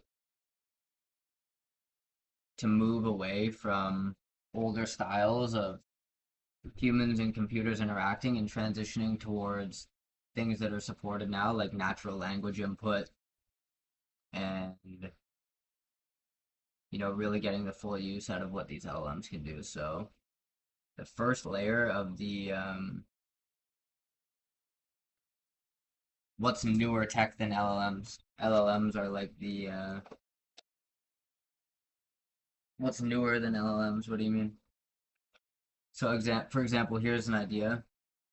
This is like the core product functionality, which everything else gets built on top of. So for example, I can say I have a meeting today with Jerome at 11. And what it will do is it will take whatever random utterance I give it and figure out if it's intelligible, um, all that stuff. So here it's tried to schedule a meeting, but it made an inference on the time because I didn't say AM or PM, so it didn't know. So it asked, well, I can't see because the sunlight here in my room. So what it did is it made an inference here for PM instead of AM. I can swap it. If I want, I can just say, no, that was AM, and then it will swap it. But let's just say PM was right. It'll take about 30 minutes.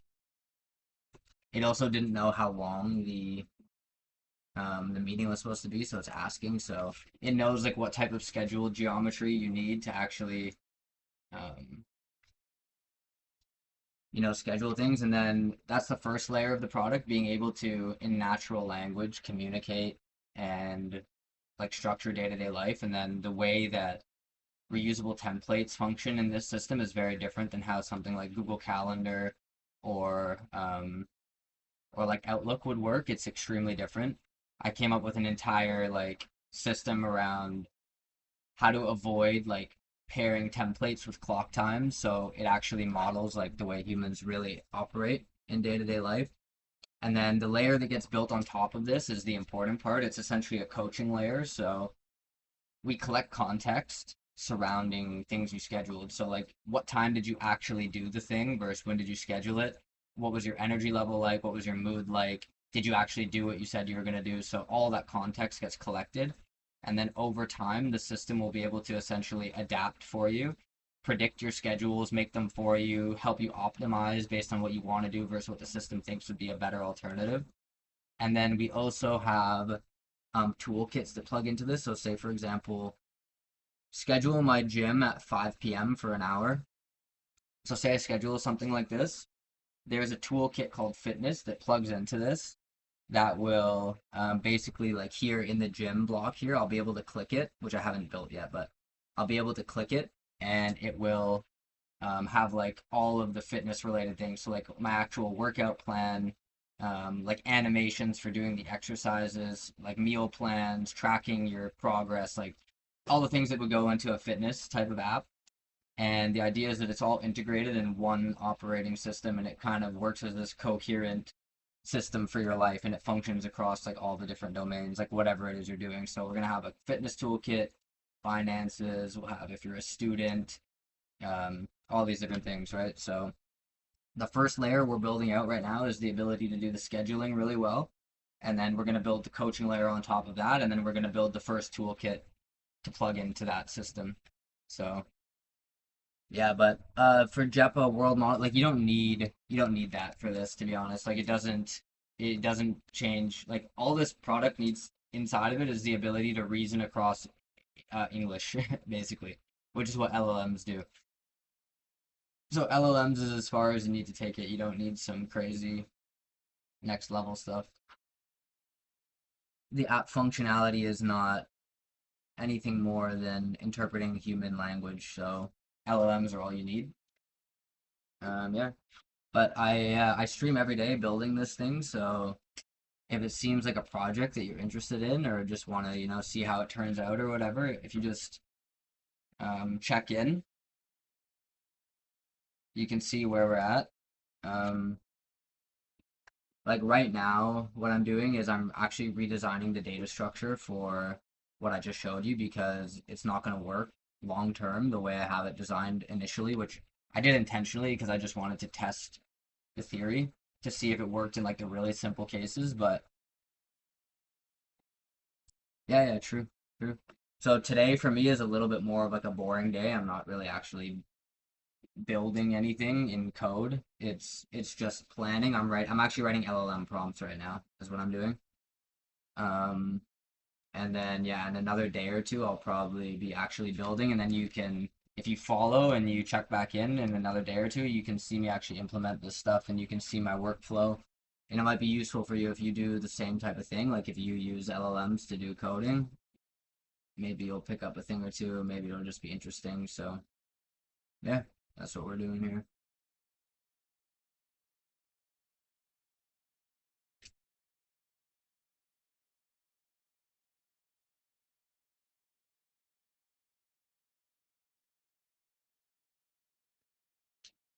What's GH? What's GH? Yeah, yeah, of course, yeah, of course.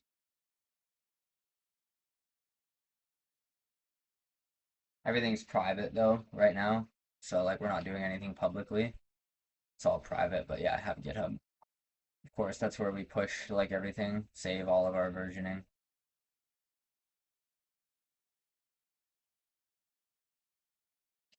If the goal is to like stay connected, the best way is just like kick Twitch. Like I'm on here literally every day.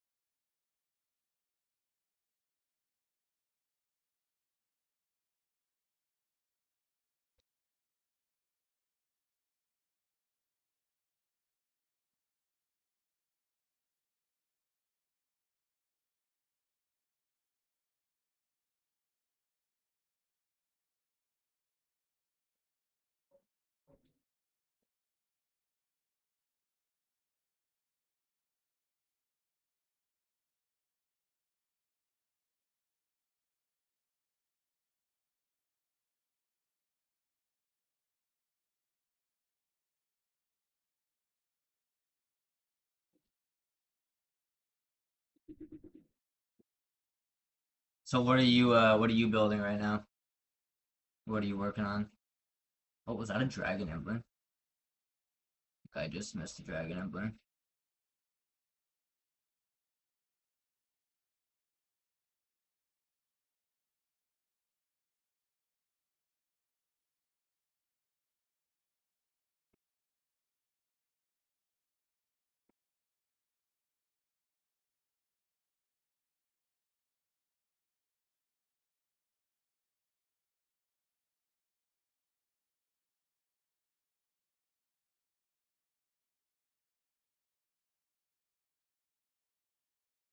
Okay, where was I? I got distracted.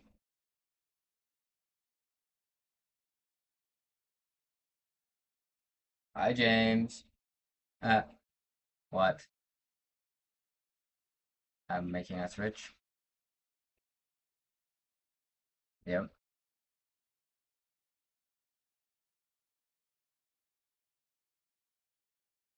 Oh, you mean so now that it's the day of, you want to use my time, my initial idea, when you gave me shit for it. No, no, no, that's fine. No, that's fine.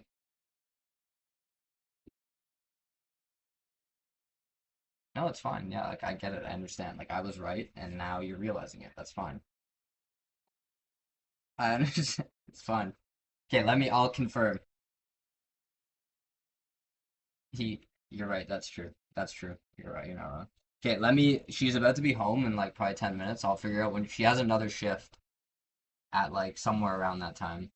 Yeah, dude, she works a lot. Like she works fucking like 6:30 to 2:30 and then like 4:30 to fucking 8 basically. Yeah, we're locked in, man. We're getting rich. It's not a joke. Yep.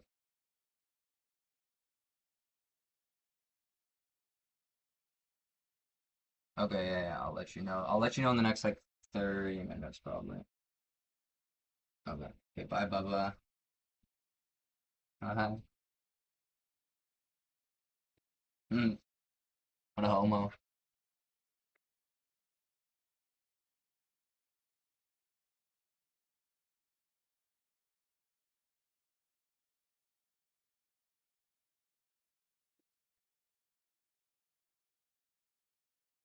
I just need to wrap up this prompt and then this is the last thing I'm doing today.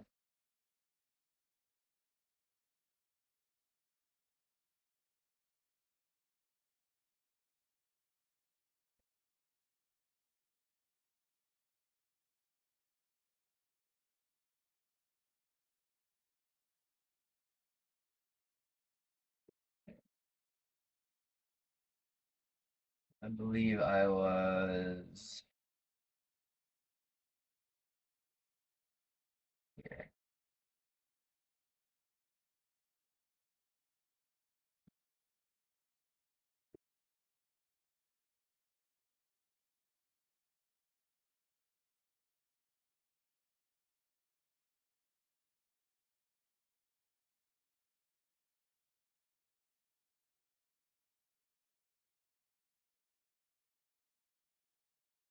So what is the goal with this pack in this prompt?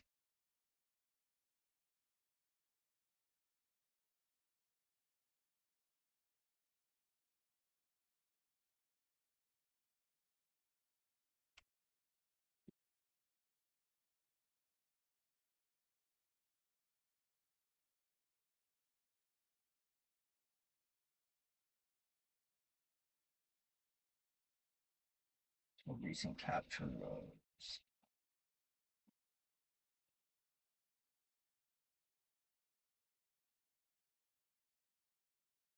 Okay.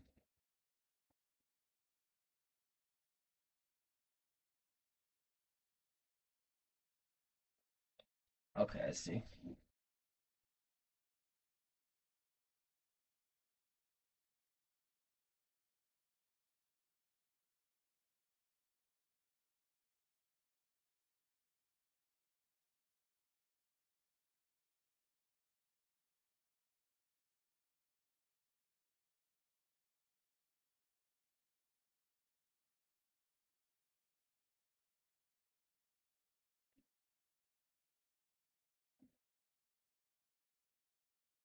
Good.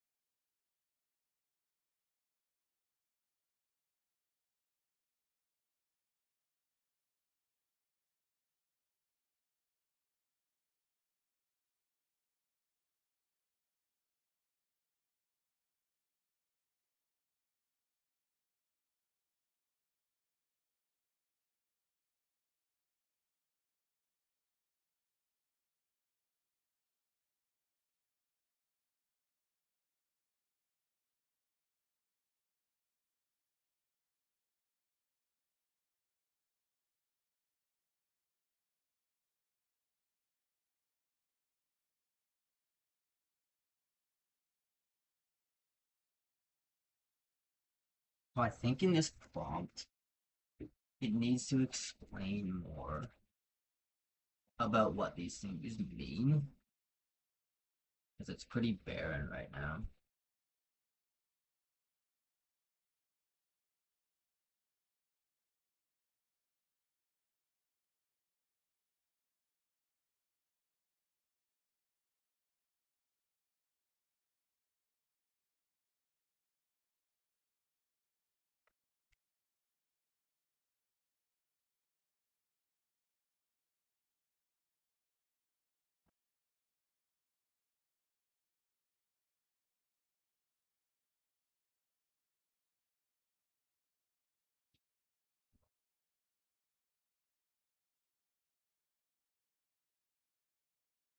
Okay, so I need to see what this is here. So what a step repairs.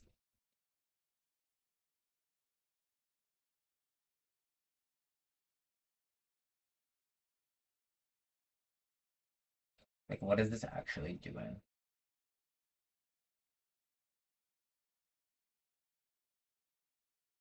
Okay, so I read through prompt two, and I'm a little bit unclear on what this is actually doing. Like, I get it that the point is essentially to read through the pack, but then what? Like, it reads through it, and then what? Like, what's the point? Not it's not sorry, not what's the point. It's more like how does this set up for prompt number three? Like, what's the actual deliverable here after prompt number two? Like, I don't see a clear outcome that connects to prompt three. And then also, it seems like it's a little bit barren in that it's a little bit unclear in what each of the entries inside of the pack means. Like, there's so much context in the North Star explaining what all of this means, and I'm worried that if this prompt is very minimal, it's not going to know what each of these things actually mean and represent. Like, it's clear to me because I designed it and I know what you're talking about. Um, but what I'm worried about is when the LLM just looks at this at face value, is it going to be able to understand what all of this means without more context? So this prompt seems a little bit sparse, meaning that when it tries to reason across the baseline pack, how is it going to do a good job if it doesn't really understand what all the things inside the baseline pack mean?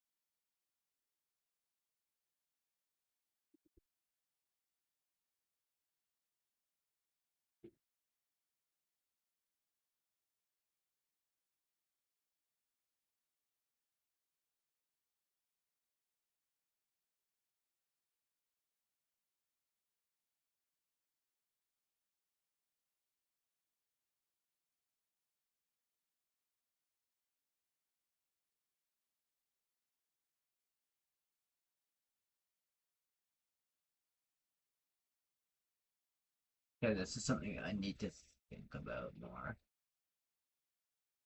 I don't know if doing it now is the right time.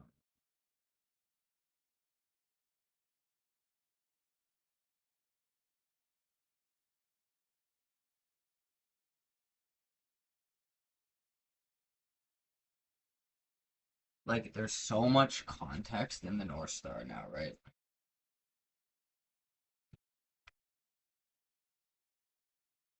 So one potential thing that I'm thinking about right now is there's so much context in the North Star, and all of it matters, and it's important for having the correct functionality. But what I'm not 100% sure on is how much of that context or what of that context needs to be LLM facing in the sense that it needs to be a part of the prompt so that the LLM inside of the app can do its job correctly, meaning it can read data, write to the data, and do the type of work that it needs to in order to accomplish app functionality. So basically the main issue that I'm noticing right now, well, just starting out on the prompt side, is that there's so much context in the North Star, and all of it's important, and I'm not sure what of that context needs to be mapped over in order to ensure that the LLMs do their job correctly. So, would you say so far that we are doing that well, or do you think this is a real issue? And if so, like, how can we go about actually essentially preserving all that context in the North Star and getting it across to the LLM? Welcome home. Without actually like running into token use issues where it needs to read this massive file every time it does anything.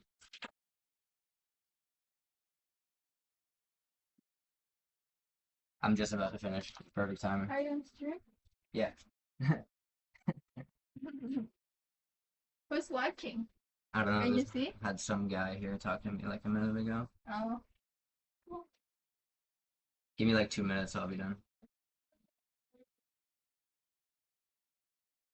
Hood engineer, we got hood engineer. You're Coke. Right. Well, you came at the wrong time, hood engineer. I'm about to end the stream. Cook. Cook, cook, cook, cook, cook. Yeah, yeah, follow me. Yeah, yeah. Yeah, check back in. I'm live every day doing this, so Let's log in. that's right, lock in.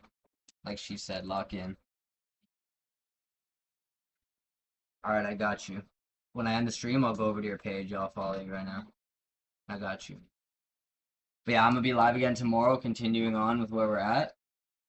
And for now, we're gonna call it wraps. We did a lot of what we needed to today. I might do a little bit more work later off stream, but tomorrow we'll pick back up with the prompt engineering side of things here, and then that'll be it. Yeah, I'll go get you back right now. Alright, take care. Alright, I'll come check it out. Later, skate.